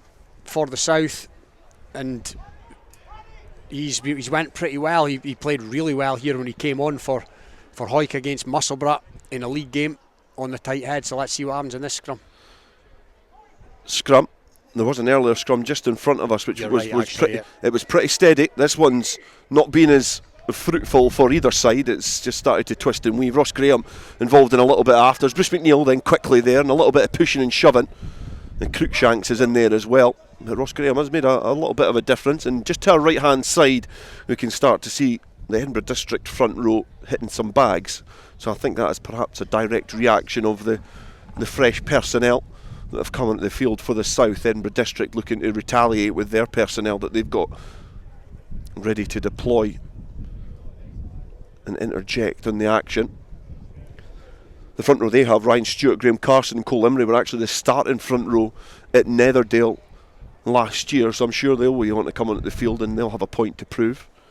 But as it stands, penalty has been awarded. It's the scrum that's been opted, and it's the South to put in. They put it in. It's starting to drive back this time, but Linton does well to pluck that ball. And because the defensive effort from that scrum was so formidable from Edinburgh District, there was a pocket of space in behind, and Jay Linton just was able to dance his way to that. Now Andrew McComb takes the ball off of Keith Melbourne, trying to keep it alive. Sean Muir has a bite at the cherry towards that line, not able to make much in the way of inroads. Andy Tate now with the ball in hand. He gives it again, I think, to another player. Bruce McNeil, I think, was carrying forward, and now Keith Melbourne, who carries forward, turns his back quickly to the Edinburgh defence to protect the ball. Little care about his ribs or his own well-being. He'd rather get that ball back on a South of Scotland side. And now Jay Linton wrapped round the ankles from Callum Cruikshanks. Tate travels with the ball, gives it to McComb, then tips it to Andrew Mitchell, who's not able to just repel the first tackle. He then looked like he'd squirmed free and got over that try line, but the referee has signalled that the tackle was complete. And although he dotted the ball down, he's given away a penalty, and it's gone to Edinburgh, and they can kick and relieve the pressure. Oh, I'd need to see that one again, Dale. Didn't look like he was held to me, but the referee, you know, we're a good distance away. Referee's close by, obviously, but Andrew Mitchell was remonstrating there. He thought he'd scored. A kick centre field is being kicked off towards the 22 metre line. It's such a fine line that when you make the tackle, because you're encouraged to release straight away. Yeah. And both players looked like they were on the ground. It did look like tackle complete, but I'm with you on that one, Robin. It looked like it was one of those ones that could be interpreted either way. It's difficult when you've got those fine margins in these games. Andrew Mitchell just ran that tight attacking line, but perhaps just on the wrong side of the referee's interpretation this time. Cal Davis throws into the line out, being well gathered by Jake Mills, who's taken off his... No, he's not. He's still got his red skull cap on. And the Maul makes some good momentum towards the South defensive line. A penalty coming as well. So, inches away from scoring the South of Scotland. They've conceded 2 penalties. And the referee has awarded the second one here now. And it gives Edinburgh another opportunity to kick downfield. 10 minutes gone, still 24 points to 6 to Edinburgh. Yeah, it's all been played in the Edinburgh half so far, but the South absolutely nothing to show for it. As you say, they knocked on the door just then. They were very nearly over on a couple of occasions, but very nearly is not close enough when you're trying to claw your way back into it. And Edinburgh now just a chance to relieve the pressure as another couple of Hawick players enter the fray. Dalton Redpath and Callum Rennick are coming on. Callum Rennick, who was almost wearing the exact same number as last year until a late change. He was number 20 last year, now wearing number 24, but still takes his place on the bench. And the 2 players coming off are going to be Bruce McNeil and Angus Dunn. So a slight change in tactic perhaps, as 2 real direct players come onto the field of play for a couple of more abrasive, niggly characters. Is off the top of that line out, has been given to Scott Clark, and then he passes the ball on to a teammate who just knocks it forward. So a little mistake in there as Frankie Robson is another replacement to come on for the South. We're still waiting to see who's coming off, and it looks like Andrew Mitchell, who's limping a little bit as well when he's coming off the field of play. He's going to be coming off. So partnerships, it means that there's going to be a Kelso partnership there, one that worked pretty effectively in the Premiership this season. Oh yeah, Kelso centre's on now. Dwayne Patterson, he's got his Kelso cap, going to have Kelso captain inside him. So we'll see how that pans out as the referee strives to bring these forwards together for this centre field scrum. But yeah, there's some abrasive characters on now for the South. Dalton Redpath, Ross Graham. Alistair Bain is also warming up and just getting his scrum cap on to our right hand side. Edinburgh District looking to make their first change of this game. Ryan Stewart also getting his sub suit off. A couple of Curry players coming on for Edinburgh District shortly as Tate gives the ball to McComb, and then Patterson in some space passes it back in field to Kirk Ford, who's perhaps just overrun that there and just not communicating well enough with Dwayne Patterson, so knocks the ball forward. Edinburgh District just pass the ball back to Brett. He kicks downfield. Again, it's been caught up in the wind. It gives a chance for a couple of the Edinburgh Flyers to get forward as Ford then kicks low into this wind that's at his back. Scott Clark is watching that go towards that touchline. The referee's flag is up, and that is a 50-22 from Kirk Ford.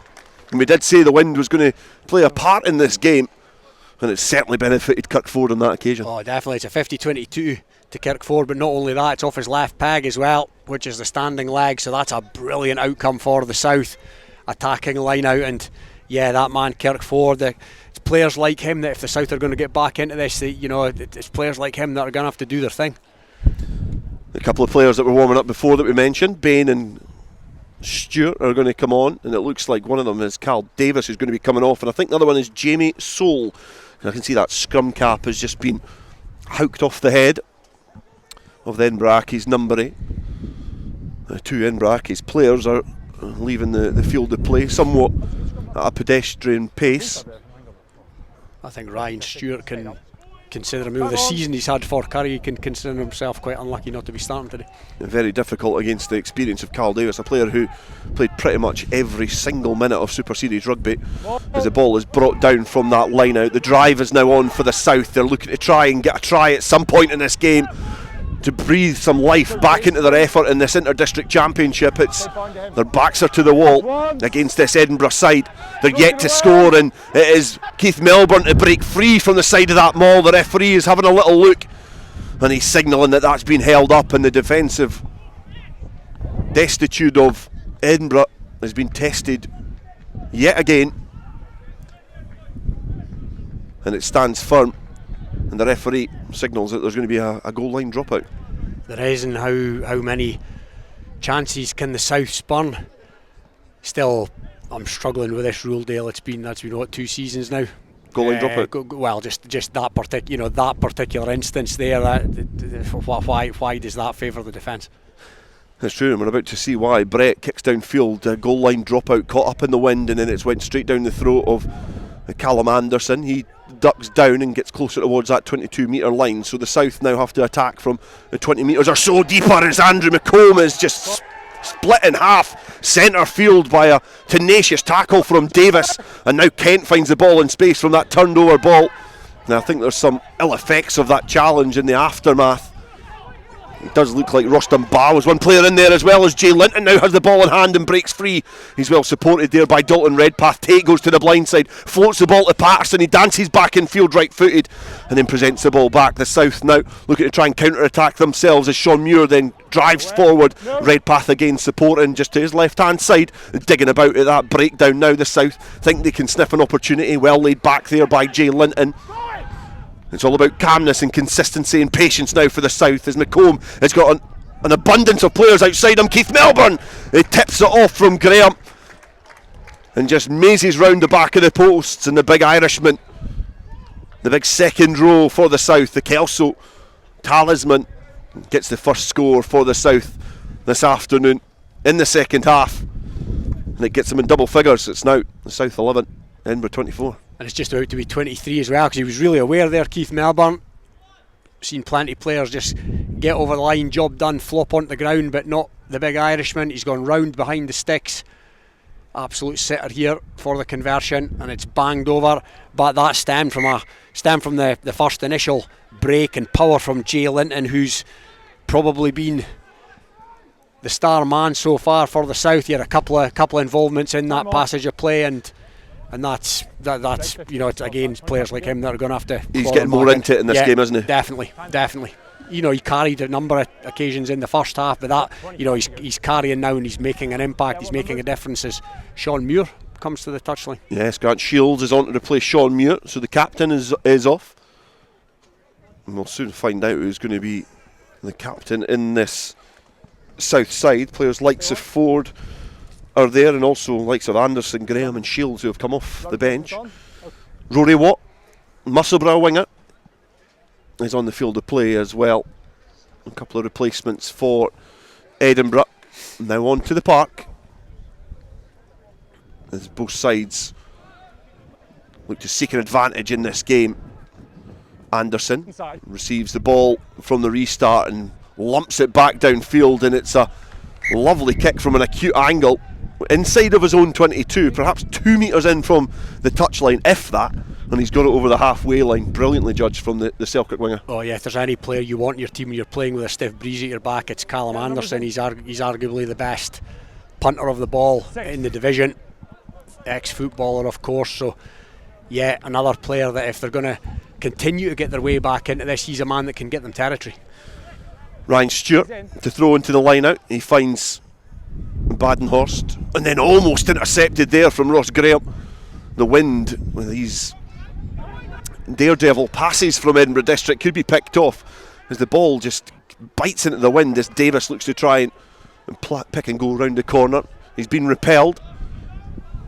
Patrick Ritchie at the base of this ruck, just setting up some form to be able to kick downfield. He kicks it into the sky. The wind perhaps has not grabbed this as much as it has others, as Callum Anderson gathers well under pressure, and he's defended by Ryan Stewart. Douglas Crawford, who's on at scrum half, propels the ball into the path of Aaron McComb. A slightly different scrum half to Andy Tate. Will certainly up the ante in this game. Left-footed kicker as well, and he gets his first opportunity to caress the ball with that left foot of his and kicks it down the throat of Charlie Brett. His footwork evades a couple of challenges initially. He offloads to Hindpaw, who's able to carry forward a little bit more as the sun starts to shine again here at Stoneyhill, as the players congregate, all of them apart from one, in the sunny area of the pitch. The historic building adjacent to the clubhouse just casting some shadows over this immaculate surface here at the home of Musselburgh Rugby Club. And then at the base there, Edinburgh District look to try and play away, not able to. Again, some good persistent pressure there from the south defence. More buoyant now with the fact that they've got the wind at their tails. The pressure is slightly off them to play from deep as Brett acts as first receiver. He gallops towards the defensive line. Doesn't fancy a bite at Callum Rennick, but the counter ruck comes on there from the south, and they've eventually got the ball. McComb has got it, then gives it to Redpath. He rides the first challenge, then charges forward, and then that big left paw of his comes out to try and repel the oncoming Edinburgh challenges. Then Callum Rennick breaks free. He's through the defensive line. He's looking for support. It's not there. He's managed to just find an Edinburgh District player in the shape of Jake Mills. And then some guddling in the backfield and a knock on in the shadow of his own uprights. Robbie Kent just could not get away from the south pressure, and perhaps shows a player who's only played 5 times in the Premiership this season. A little bit of ring rust coming on there from Robbie Kent, but you can see the impact now with this South squad. And you said it as well. You said that overall you think the squad, the bench, is probably a little bit stronger than the Edinburgh District's. Yeah, and speaking of strong bench, speaking of having a strong bench, here comes Struan Hutchison as well. For my money, the top performer in National 1 on his day. But yeah, the subs have made a big impact in this game. Dalton Redpath was involved. There's a brilliant break. He's done that all season. The break by Callum Rennick as well. Flung it to an Edinburgh player, but Edinburgh made a pretty bad error under their own post, and that's going to give the South the scrum. And it has been all the South in this second half, as they hoped would have been the case with the wind at their tails. A Melrose halfback partnership now. Douglas Crawford and Struan Hutchison, and perhaps one of those games that Struan Hutchison will revel in as it starts to become unpicked somewhat. Yeah. Scrum centre field for the South. They've got Kirk Ford and Struan Hutchison just side by side, just behind that scrum. And Frankie Robson to the right, Dwayne Patterson to the left, and then a Selkirk winger loitering on either side. The scrum just catapults towards the ground, and then it's been given back to Jay Linton. He taps it with his foot and then goes forward and then dives over the line. The referee has signalled that the score has been awarded. In quick thinking from the South pack, they were awarded the penalty, and they give it straight into the hands of Juggernaut Jay, and he goes over for a try. Juggernaut Jay, he's been the standout, thankfully for me, because I've got a man of the match, or a South man of the match to pick, and nobody had really put their hand up at half time, but he's certainly been the man in this second half thus far, and it was all power, it was all explosiveness, and you know that's what he's going to bring to the party, and never was it more evident than that occasion. Conversion attempt, and an important one at that. 18 points to 24. Conversion attempt successful as well. You would have bet quite a substantial amount of money on Ford making that attempt right in front of the uprights, and just stabs it over. And it means that from an ominous second half position of 24 points to 6 down, it is now 24 points to 20. Still in Edinburgh District's favour as they start to utilise their bench as well. But the South have emptied theirs. And Charlie Brett is going to get played back underway, slowly taking his time to get things going again.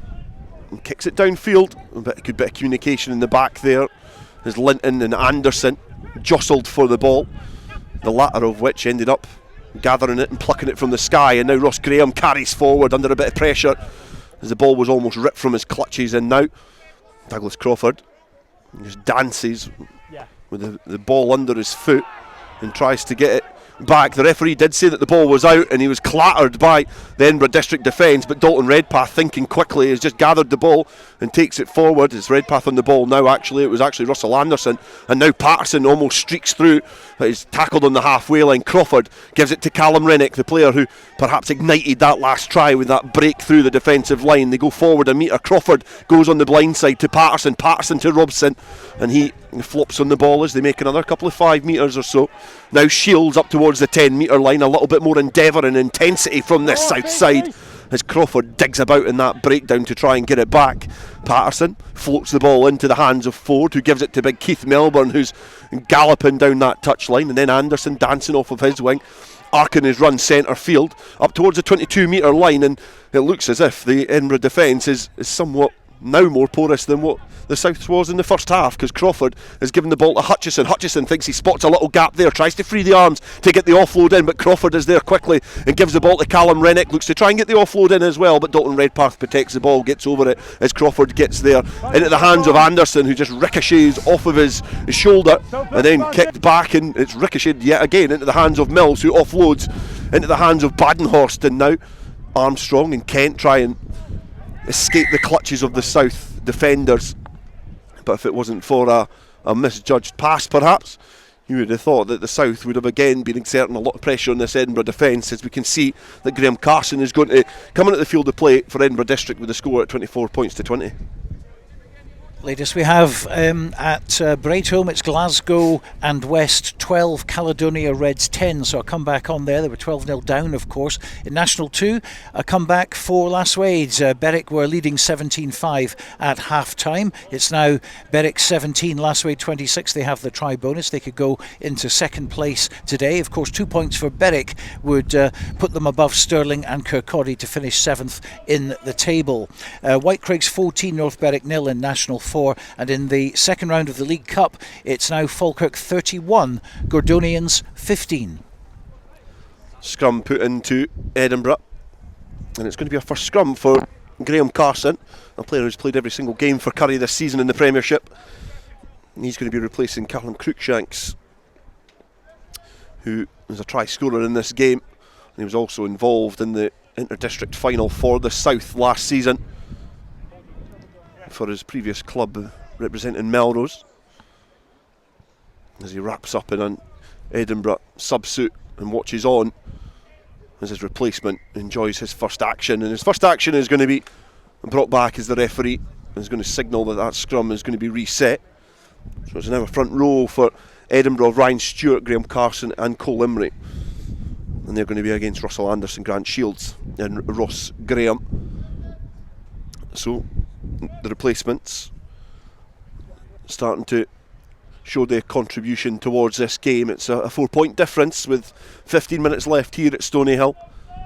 A 4-point difference which Edinburgh managed to build up in that first half. And it's been a blitz of the last 10 minutes for the South to get back into this game. As the scrum goes forward, it cranes towards the side. The referee signals that the penalty is going to be given to Edinburgh District as they put a squeeze on at scrum time, and they can kick downfield and relieve the pressure. They will, but they've done that on a few occasions so far this half, and they kick it to the touchline and they win the line out, and somehow the South seem to get it back, and it all plays out in Edinburgh's own half. So very different South team on the field now, both metaphorically and literally. They've changed beyond all recognition. Oh, well, that's quite something, that kick to touch there. Charlie Brett with a grubber kick to touch, and we were walking along the pitch earlier on this afternoon. What did you think of my kick compared to that? Your kick was a thing of aesthetic beauty compared to that. It was a thing of aesthetic beauty anyway, but it's certainly compared to that. He has found touch, and there's going to be a replacement at scrum half, and I'm not going to speak for Robin Purdie, but I would imagine that the penalty celebrations from Patrick Ritchie might go down somewhat now he's on the bench. He's been replaced by Cameron Lessels. He was on the bench for the defeat by the South last season at Netherdale, so not being able to squeeze in the starting lineup as he passes to his club teammate Davis, and he's challenged by two South players. And the Edinburgh District looking to play out of their own 22. Ryan Stewart, ex-Peebles and currently Curry hooker, manages to squeeze his way through a couple of challenges in this Edinburgh District, now playing outside of their own 22, looking to stretch the field of play, give the ball to Rory Hindhaw on that stand sunlit side here at Stoneyhill, and doing well to escape the clutches. Some accurate play in the loose there from Edinburgh to relieve the pressure, get further away from their own goal line. But Dalton Redpath putting a little bit of pressure on Davis, and now the bobbling loose ball has been gathered by Struan Hutchison. Can he get it under his spell? No, he can't. He was able to put a bit of pressure on his opposite man, Scott Clark, but the ball just would not lift in time for him to gallop underneath the uprights and give the South the lead for the first time in this game. Has been brought back after some great pressure from Dalton Redpath. It's going to be put into the scrum for the South. It is, and I've written next to some names in this second half the word impact in capital letters, and it's one of those is right next to Dalton Redpath's name, because that's exactly what he's brought. It's what the coaches would have hoped for. Wonderful performer at Premiership level, and what a difference he's made since he came on. A few players are certainly making an impact. We did speak both on and off air of the strength of that South bench, and it's starting to bear fruit now for the South. Edinburgh District to propel themselves into a really strong position, and we did say there was a 5-minute period where the South were under pressure in that first half, where they were able to relieve themselves from their own danger area from the scrum. Patterson finds Frankie Robson, and he bounces off a couple of challenges and makes his way closer towards that 5-metre line, and now wrapping round is Rennicks and Redpaths, and Crawford is now there and gives it to Redpath to go forward. Crawford finds Anderson, he ducks the shoulder and he propels that into the chest of an Edinburgh challenger, and now it's back to Callum Rennick this time.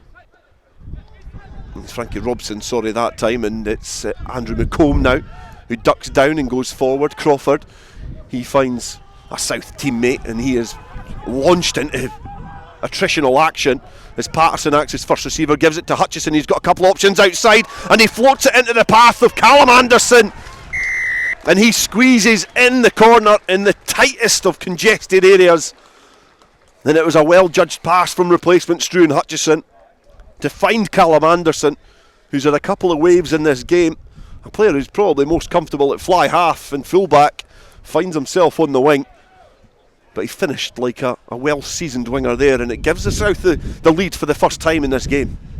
Yeah, we spoke about how much points is on the back of this win. Well, the South have massively used it to their advantage. You're right, Dale. It was a wonderful finish by Callum Anderson, but wasn't it a beautiful floated pass in really tricky passing conditions from Struan Hutchison, another player who's looked bang up for this for the last 10 minutes or so since he came on, and yeah, it's that South bench. Out wide now on the 5-metre line, Kirk Ford is lining this one up. Sizes up the uprights. A challenging, tricky kick for a right-footed kicker. He's going to have to curl this and judge that wind, and it's ghosting and going towards the uprights.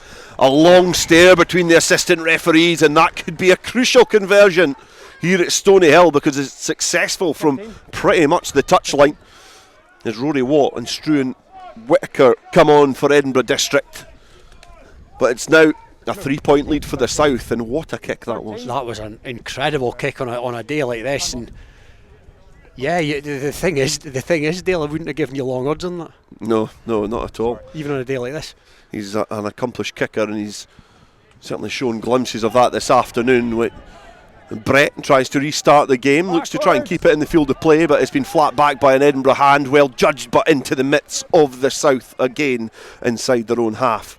Crawford has got some willing runners on his right hand shoulder to truck it up and steady the ship and set a platform for him to caress the ball back into a more favourable position. Left footed kick yet again from the Melrose scrum half, kicks it downfield to Edinburgh. They gather well, Brett spills the ball wide, and now it's a chance to try and counter attack, but the South doing well just to pen this Edinburgh team in. We've got 8 minutes left here at Stoneyhill. The South have held the lead for 2 minutes of this game, but it could be the most crucial period of this game that they've managed to snatch the lead. Whitaker with his first chance to truck up with the ball. A little bit of travelling from Lessels, and then out a little bit wider. Great offloading play from Edinburgh District, now into the hands of Daly. He's already got a brace in this game, looking to try and grab his hat-trick as Lessels finds Kirkpatrick, and then Scott gives the ball to Ryan Stewart, who sizes up his options and bounces off the first challenge, but then is wrapped up by Frankie Robson, who does well to go high on the Curry hooker. Clark looks to stab the ball downfield, but it's just ricocheted and bounced off his legs and limbs in a really tight area, and it's fallen on the side of the South now as Crawford gives the ball to Ross Graham. A couple of challenges there. Davis there, Rhys Davis yet again just chucking himself into contact. He is an absolute force in defence, but it's been given back deep to Hutchison. Launches this deep downfield, and it's just bobbled off the chest and almost the arms of Clark, but goes backwards, and now he's sizing up a couple of options and then distributes to Brett. He's got some players outside. I'm not opting to use them, but runs into a bit of trouble there, but he's done well to make some territory towards that 10-metre line. The Edinburgh players get there quickly, and they're sizing up a chance on this blind side, looking to get the ball through the hands, and it is eventually into the hands of Alistair Bain. Doesn't find much change from this South defence. Graham does well to defend again, and then through the hands to Carson and Stewart, a couple of players who have linked up on umpteen occasions so far this season for Curry. They've played 16 times together so far this season for their home club. Edinburgh District centre field on their own 10-metre line, looking to try and get out of trouble. Carry forward there from Cole Limray. Not seen a lot of him with ball in hand in this second half. It's mostly due to the fact that the South have enjoyed most of possession. It's been ripped out by Josh Welsh and then hacked forward by Daly into the hands of Ford, who gives it to Patterson. There's a knock on there as Patterson thinks he spots some space downfield, and the bouncing ball might work out for the South here, but Hindhaugh is back galloping to gather the ball before it bounces on the turf again and goes out for a 50-22. He's been challenged inside of his own area. Again, great defensive work from the South. Have to be smart here to make sure that they cover all areas. Great defence from Anderson, who burst out of defence there to just stop the danger of Davis, who was lurking in a really open area. A chance there to break free as Kirkpatrick carries forward the Heriots back row. But I think Dalton Redpath is perhaps given away the penalty there. And quick from Brett, but didn't tap it and go, so the referee's going to bring that back for the penalty. 35 minutes gone, and it is Edinburgh 24, the South 27, and it's an important time for both of these sides, and we're probably a couple of minutes away from asking Robin Purdie, my esteemed colleague, a crucial question. But again, defensively, the way that the South are approaching this game in these final stages is pretty much just keep this Edinburgh team camped in, don't give them a sniff. Oh yeah, and it would be madness for the tactics to be anything other than that in this second half with this level of breeze behind their back. But it's all very well saying you still have to execute the game plan, and they've done that to an absolute T in this second half. And we've still got time in this game as well. We've got about 4 minutes of this game. It's interesting because in a league table there's the bonus point element. So if the score was to remain the same, the South would get 4 points, Edinburgh District would get 2, and that could be crucial in a championship campaign, as from the top of the line out Edinburgh District to do well. And they'll probably get Robin primed, because he's probably in a position that after the next passage of play he could give us a little hint of who his man of the match is, as Carson gets the ball from his scrum half, Lessels. And there's an opportunity here, 3 men in defence for the South, out the back door to Brett, who's challenged by Welsh. The referee has spotted that there. He's going to have a little conversation with his assistant referee. This is an important time.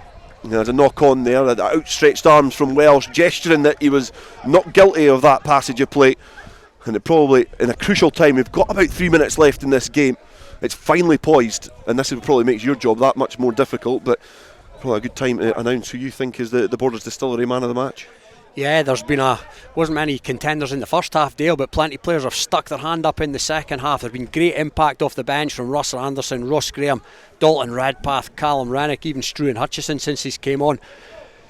Jay Linton's really stepped up second half, but my Borders Distillery South of Scotland man of the match this afternoon is Kirk Ford. Kirk kicked beautifully from hand into the teeth of the gale in the first half. He's been calm and composed at the back. 50-22 off his left peg in the second half. 2 penalties, 3 conversions, one of which was touchline. He is the Borders Distillery South of Scotland man of the match. Hard to disagree with you. And a very important 50-22 in a passage of that game. And his conversion attempt has meant that Edinburgh District pretty much are chasing a try to win this game. Little things, but key things. And, you know, he's developed the nickname, the Iceman, over a period of time. Well, the Iceman absolutely cometh this afternoon, because that's the difference. It's things like those touchline conversions on a ridiculously windy day like this that's going to, you know, change the complexion of the game. Glasgow 19, Caledonia Reds 22. They've gone in front for the first time in the game, so a complete reversal, just like down here at Stoneyhill. Berwick 22, Lasswade 26 is the latest score. Whitecraigs 14, North Berwick 0, and Falkirk through to the quarter-finals, it would seem. It's Falkirk 43, Gordonians 15 in the League Cup round 2. Ball put into the scrum there by Cameron Lessels. The 2 number 21s just jostling at the side of that scrum. It starts to crane forward for Edinburgh, and they win the penalty. And you can see the dugout starting to come out. Patrick Ritchie's celebrations for penalties haven't dampened even since he's been taken off the field to play. The Ben Earl of Edinburgh District. There we go. There's going to be a kick downfield for Brett to try and squeeze away some territory, and looks like he has not found touch, because Welsh has gathered. He's filtered it infield to Kirk Ford, and he is just going to hack this downfield.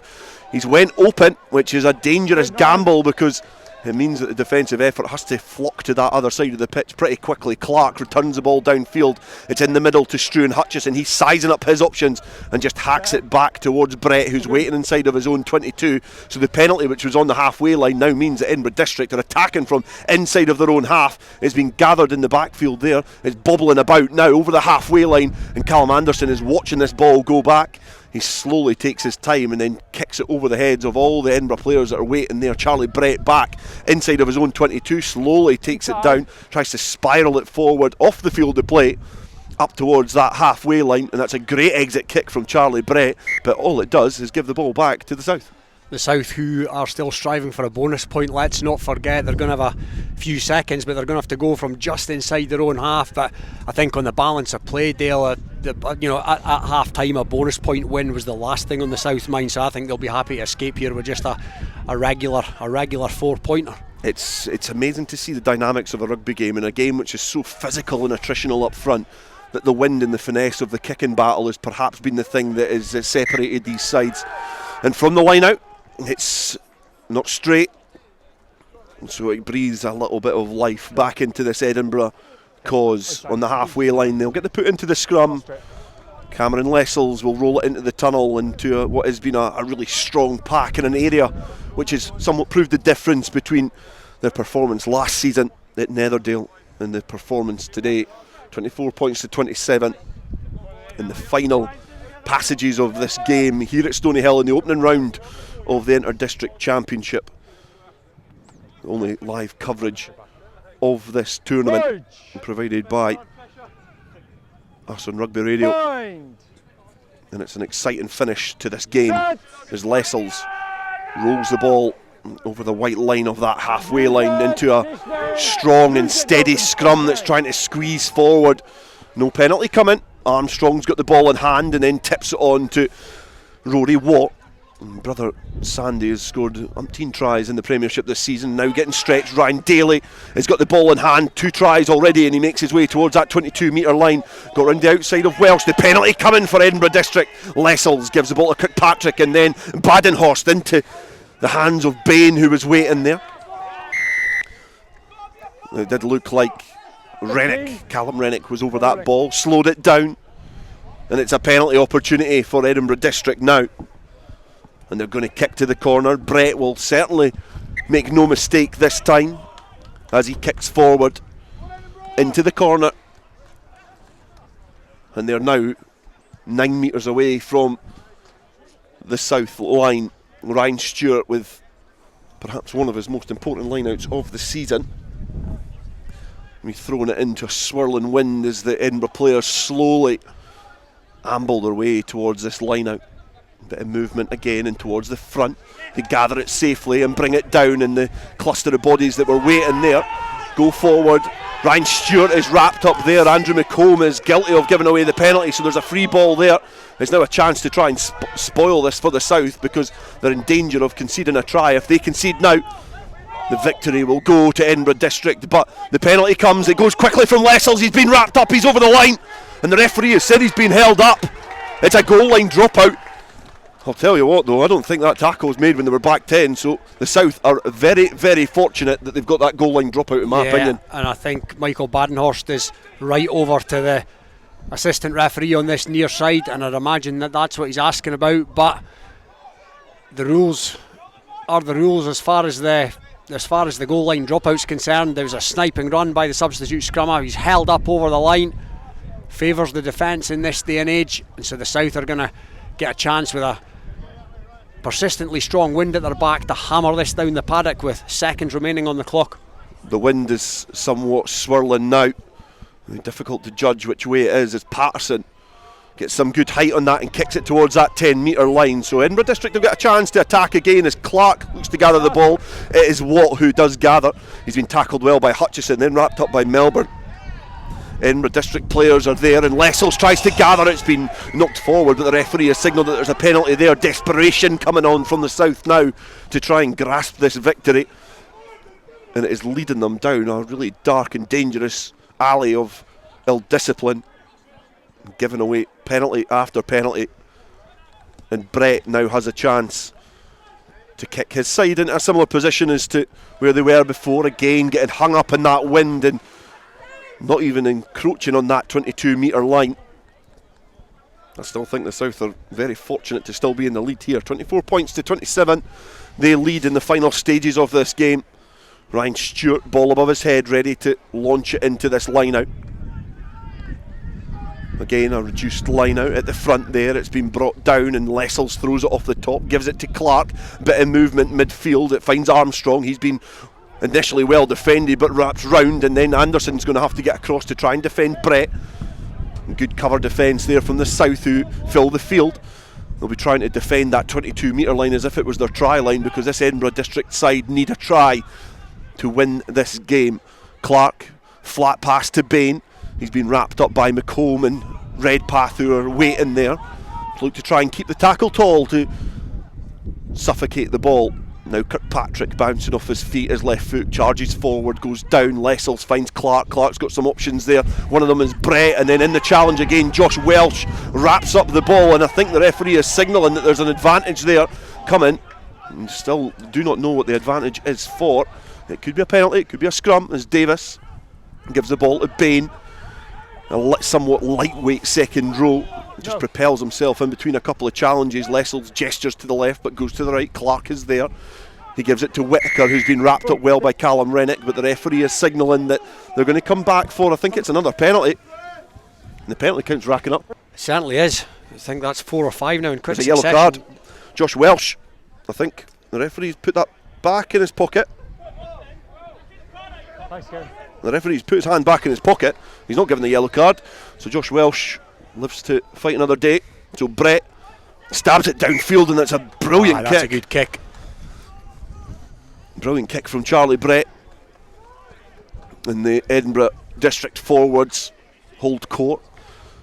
before they make the 20-metre walk, the slow walk towards the south line out, which awaits the orange and blue shirts of their opponents this afternoon. At the front, it's been well gathered, brought down. Bain looks to gather the ball, and then the drive is focused towards the centre. It cranes towards the left and starts to splinter. The Edinburgh district players gather there, but the referee outstretched arm saying that there's a penalty coming on yet again, and it looks like it potentially could be Andrew McComb. Now in the hands of Clark. Clark lifts it to Daly, looking for his hat-trick, but has been well challenged and defended there by the South defence.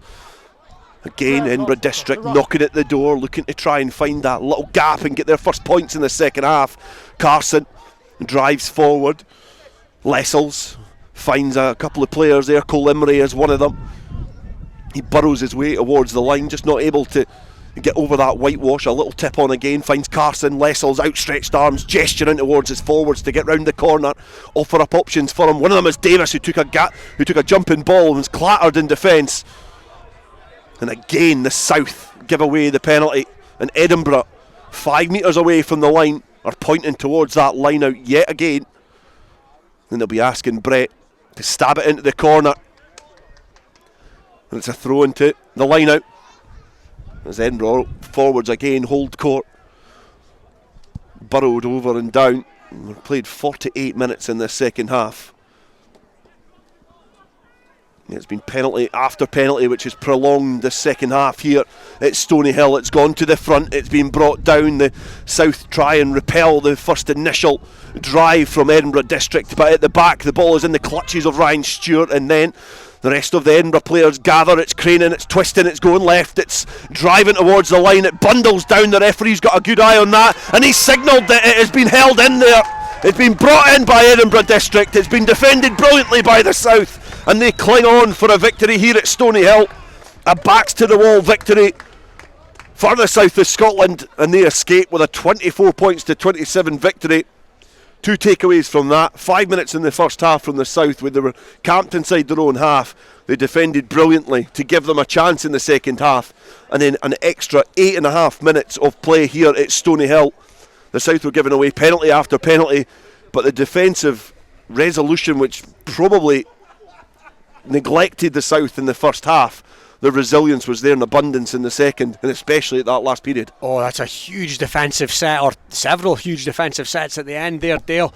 Great defence by the South, but that's a brilliant point that you made about that 5-minute stint in the first half where they were camped on their own line and they repelled what was thrown at them in what was overall a poor first half. But what a turnaround, one of the great comebacks, you have to say. And from absolutely nowhere, they've clawed their way back into it. They've used the wind to their advantage, and they've came away with the spoils. And you would not have thought that at half time. You definitely would not have. At half time, the final Ryan Daly try took us to 24 points to 6. So at half time, there was a 18-point advantage to try and overturn for the South. Edinburgh District looked composed, and they looked calm the way that they approached that first half with the wind at their bahookies. But in the second half, the South have come out of the sheds, and they have turned the game around. That final try from Callum Anderson has been the difference. That conversion attempt, well, let's talk about that. The conversion attempt from Kirk Ford has meant that we have had 8 minutes of play in the second half because they could not go for the penalty. They had to go for the try. Yeah, absolutely. And if it hadn't been for that conversion, you'd imagine they would have at least taken some of those penalty attempts on. And who knows, they could have stroked one over for the victory. So yeah, small margins. The further up the kind of the levels of rugby, the pyramid, if you like, you get, the margins get finer and finer, and it's fine margin stuff here this afternoon. And it's the South, like I say, who leave with the spoils, and they've got a home game up next. And yeah, they'll be absolutely cock-a-hoop on that bus tonight. We did say that it was going to be difficult to try and judge who was going to be the victors in both games this afternoon in the first instalment, the first round of this season's Inter-District Championship. There's been a lot of conversations about rugby and where things are going and what might happen, but this has been a brilliant start to what is the pinnacle of Scottish club rugby. A tight game here, and last we heard it was a tight game at Braidholme as well. Only a couple of points in it. it shows you that this competition is going to be really competitive from the start to finish. Oh, it augurs well, brilliantly for the rest of the tournament, Dale. I'll be astonished if anybody gets a cricket score put on them in the coming weeks. I think it's going to be tight. I think all the games are going to be tight. They've all got strong squads. It'll come down to a yellow card here, or a touchline conversion there, or a wonderful piece of individual brilliance. And yeah, bring it on the next 2 weeks. Well, it was an electric start from Edinburgh and District here at Stoneyhill. They raced into a 24-6 lead in the first half. It was the bonus point was in the bag in the first half. Callum Cruikshanks, Patrick Ritchie and a brace from Ryan Daly were the points. Charlie Brett getting 2 conversions as well to reply to 2 penalties from Kirkford. But in the second half there was tries from Keith Melbourne, Jay Linton and then Callum Anderson with the match-winning try, and that conversion attempt out wide from Kirkford meant that Edinburgh had to chase it in the final stages of this game. The South have clung on for a vital victory here at Stoneyhill, and they get their inter-district championship off to a brilliant winning start here. They are victors against Edinburgh, 27 points to 24. Thank you to Dale and also to Robin, and we still haven't got a full-time result which has reached us yet from Braidholme. It's Glasgow and West 26, Caledonia Reds 22, so Glasgow and West have got the bonus point, that's certain, but we're not quite sure yet whether they've won. We'll try and bring you that result as soon as we can. I can tell you that Berwick against Lasswade is finished. It's Berwick 22, Lasswade 26. That result means that Lasswade leap into second spot in the table. Berwick will finish in 8th position, just sandwiched in between Kirkcaldy and Stirling. So Stirling will be in 7th place due to a points difference of minus 54. Berwick with minus 115 and Kirkcaldy minus 206. Garnock are the champions of National League 4. It's Garnock 66, Greenock Wanderers 7, so congratulations to them. Just the one loss this season, and that was away at Strathmore.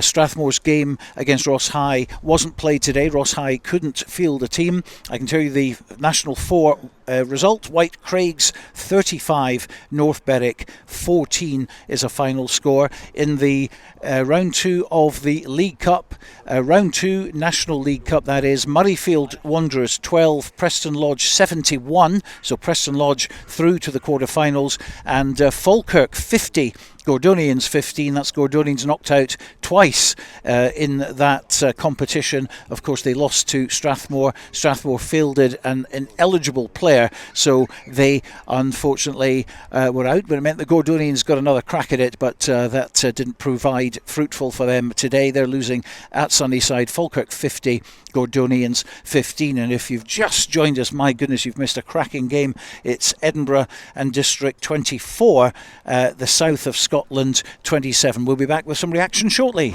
This is Rugby Radio. Rugby Radio. To see the fantastic range of learning opportunities to study right here in the Borders, visit borderscollege.ac.uk today. You don't have to go far to go far. Borders College, regionally focused, globally engaged. Borders water, Borders barley and Borders people. That's what makes the Borders Distillery. Working exclusively with local farmers, the Borders Distillery is bringing whisky making back to the region. Our award-winning distillery is open to everyone, where you can meet the people behind the scenes, explore our wash house and shop quality local products. Tour your local distillery and discover the spirit of the Borders. Full details at thebordersdistillery.com. Always enjoy our spirit responsibly. Under 18s must be accompanied by an adult when visiting the Borders Distillery. Based in Galashiels but covering the whole region and beyond, Borders Mortgage Hub is your one-stop shop for all things mortgage related in the Borders. Visit us at bordersmortgagehub.com or call us on 01896 807 008. That's 01896 807 008. Borders Mortgage Hub. Mortgages for the Borders in the Borders. The South in the Inter-District Championship on Rugby Radio with the Borders Distillery. Yes, we're here at Stoneyhill. Sun is shining, the wind's still blowing. Luckily, that promised rain that we had didn't really materialise too much, so we got away with it today. And talking to Hugh Brown down there at pitchside is the Borders Distillery South Team man of the match, who is Kirk Ford, and he's talking, as I say, to Hugh Brown. Kirk, well done. You've been named the Borders Distillery South man of the match. Aye, thanks. It was some game of two halves, so Well, it's a cliche, but it really was a game of two halves. You looked down and out after 40 minutes. Aye, we said at half time when we were going in that it was easy a 20-point win, we thought, like, so we never really played how we wanted first half. We never really managed the game, especially into the wind. So we just thought try and pin them second half, play a bit more rugby, and luckily we were on the right end of the scoreboard at the end. How much of did the wind play a part in the game today? Aye, it was massive, as we said. We thought it was easy a 20-point win when we went in at half time. So we knew the conditions were going to be like this. So thankfully we just done enough in the first and second half, and we just got over the line. So it was good. And that meant that kicking was very difficult. Aye, first half it was a wee bit easier, second half like so. First half into the wind was tough going, so we just tried to play as much as we could and try and manage the wind as best we could. So that was about it. How exciting is it to play for the South?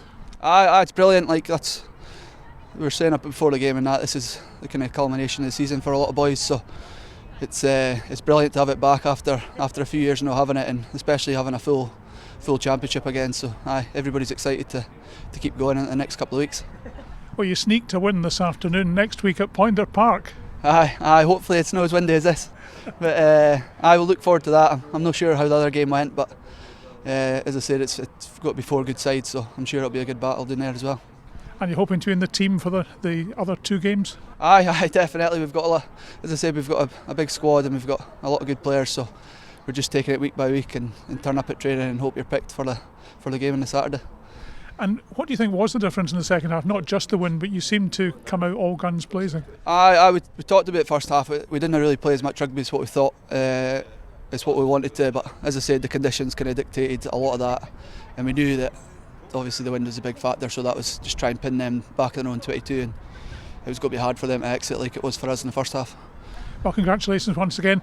You are the Borders Distillery South Man of the Match. Well done, Kirk. Thank you. Cheers.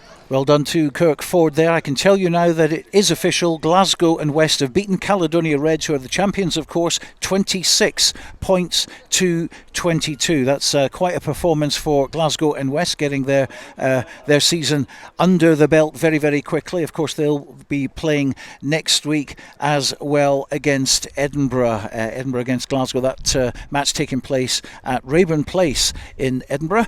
Well, I think we're almost ready to go down pitchside again. Hugh Brown is ready with the captain of Edinburgh, and that is Charlie Brett. Charlie, it is a cliche, but it really was a game of 2 halves. Yeah, it's a bittersweet kind of feeling for the boys. I felt like it is something that got one that got away from us. The wind was a massive factor, but I thought, credit to our boys, we stuck in. It's always going to be difficult in the second half with the wind against you and a South team, getting the rocket probably at half time. But the stuff we played in the first half was awesome. And we're trying to build a foundation of a new Edinburgh, and I think we found a strong identity today, and it takes us quite positives into next week. It was a very strong first half for you, 24-6 up at the break. Yeah, it's boys we just said let's not play too much, but make sure we play in the right half, and I thought we did that. Some of the skills that were put on show were awesome, but it is what it is in that second half. We'll just build from it from next week. Yes, what do you think about the games being played? There are 3 games, you're playing all the teams this year as opposed to the way it was last year. That's a better format, I think. Yeah, 100%. I'm quite broken at the moment myself, but it's a massive honour to be able to represent your district and even captain it. So it's been awesome so far with all the boys. Everyone's bought into it this year, probably more than last year, and that's I think it's a great thing to bring back, and it's a good spectacle for what club rugby's got to show for the next level. Yes, and I mean it gives a chance for some of the players who played well for their clubs to show on the inter-district stage, doesn't it? Yeah, 100%. Like at Curry, we've got 2 boys with Cali as well, sticking their hand up there, and it's a class thing to be able to achieve, as well as getting into your first 15 of your side, being able to push on to district level and so on and so forth for the next coming years. I think it's brilliant. So it's a great addition back in, and I love that today, and I know the rest of the boys did, even though it's one of those bittersweet ones to finish with. You got 2 points today. They might be important come the end of the 3 matches. 100%. It's not over. That's the one thing I did say in the huddle there as well. We'll build on it on Tuesday into Thursday, and we'll go again against Cali at home, which is really good. We got 2 home games, so it's a great thing. 2 points, we'll take it, and we'll go into next week hungry. One other thing, of course, is on a club level, you've a lot of the players against you were Hoyk players. Did Hoyk against Currie to come? Yeah, it seems like everyone wants a Currie Hoyk game every week. So even in the Melrose Sevens, it seems to be that as well. So listen, Currie Hoyk, for example, always gives us good spectacles. And there again, we had a lot of boys from the Ackies at contingency as well. And at the end of the day, it's always a great game to play against. It's always fierce, it's always tough, but it's great to be part of. Well, commiserations today. It was a good game for the spectators to watch, Charlie. Appreciate it. Thanks again. Hugh Brown talking to Charlie Breton. Before that, the Borders Distillery South man of the match, which was Kirk Ford playing out of fullback, and my goodness, that touchline conversion was worth the admission money alone. Well, just to wrap up then, as Charlie said there, it's very, very interesting because Glasgow are at the top with the bonus point try with 5. South have 4, 2 points for Edinburgh, and also 1 point for Caledonia Reds, who are the champions. But anything's going to happen in the next 2 weeks. It's so competitive. It is so competitive, which is great for the championship, obviously. And as I said today, just at the end of the commentary there, it's impossible to tell how this is going to pan out because they're all strong squads.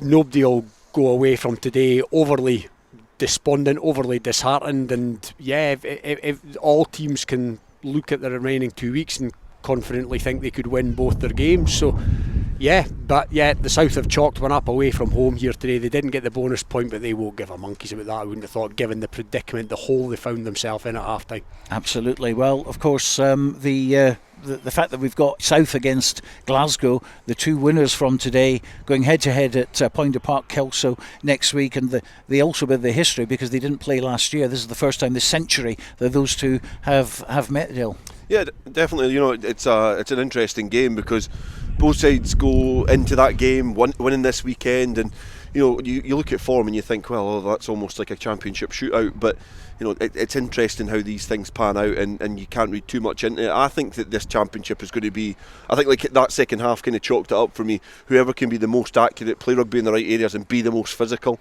and I think that the South certainly were. But you think about that Glasgow and West side, you know, all those Hawks players like Cairncross that they've got in there, and then the Bickerstaffs, they've got a lot of good players in that squad. So you know, it's going to be an interesting championship, and any given day any team can beat anybody else, and that was almost proved today. You know, it was almost Edinburgh's day, but it was the South who come out on top. Well, Robin, any changes you'd make to any of the sides? Oh, that's a good question, Stuart, because a lot of teams now, you talk about, you know, you almost leave some of your better players on the bench to bring them on at a time when the opposition's starting to wane a wee bit. bit. There's a real impact from the South. Oh, massive. They all came on and played their part. Doug Crawford, Frankie Robson won collisions when he came on. Grant Shields brought go forward. I thought Dalton Redpath was absolutely immense when he came on. Ross Graham came on and got stuck in. So yeah, it's a great question. Do you chuck those boys in from the start? But then what happens later in the game? It's a bit of a quandary, really. Yeah, I think Hutchison starts for me at fly half. I think he's he provides a little bit more balance than what Aaron McComb perhaps does. And I would say Connor Sutherland, perhaps, I don't know if it's a fitness issue, but if he comes back into the squad as well. And Callum Rennick. Callum Rennick probably for me. He has to start, I would say. Okay, well, that just about wraps things up for today. Must say congratulations to Garnock, of course. They're the National 4 champions. We'll be seeing them in National 3 next year, going through most of the season unbeaten. Just that one little blip where they lost by a point to Strathmore. But as I say, that's it from today from Stoneyhill. My thanks to the team of Dale Clancy, Robin Purdie, Hugh Brown, Barbara Shield, Kelly Riddle and Colin Black for their work today. We'll be back in 7 days' time. Can't wait. We'll be coming to you live from Poynter Park. Join us then.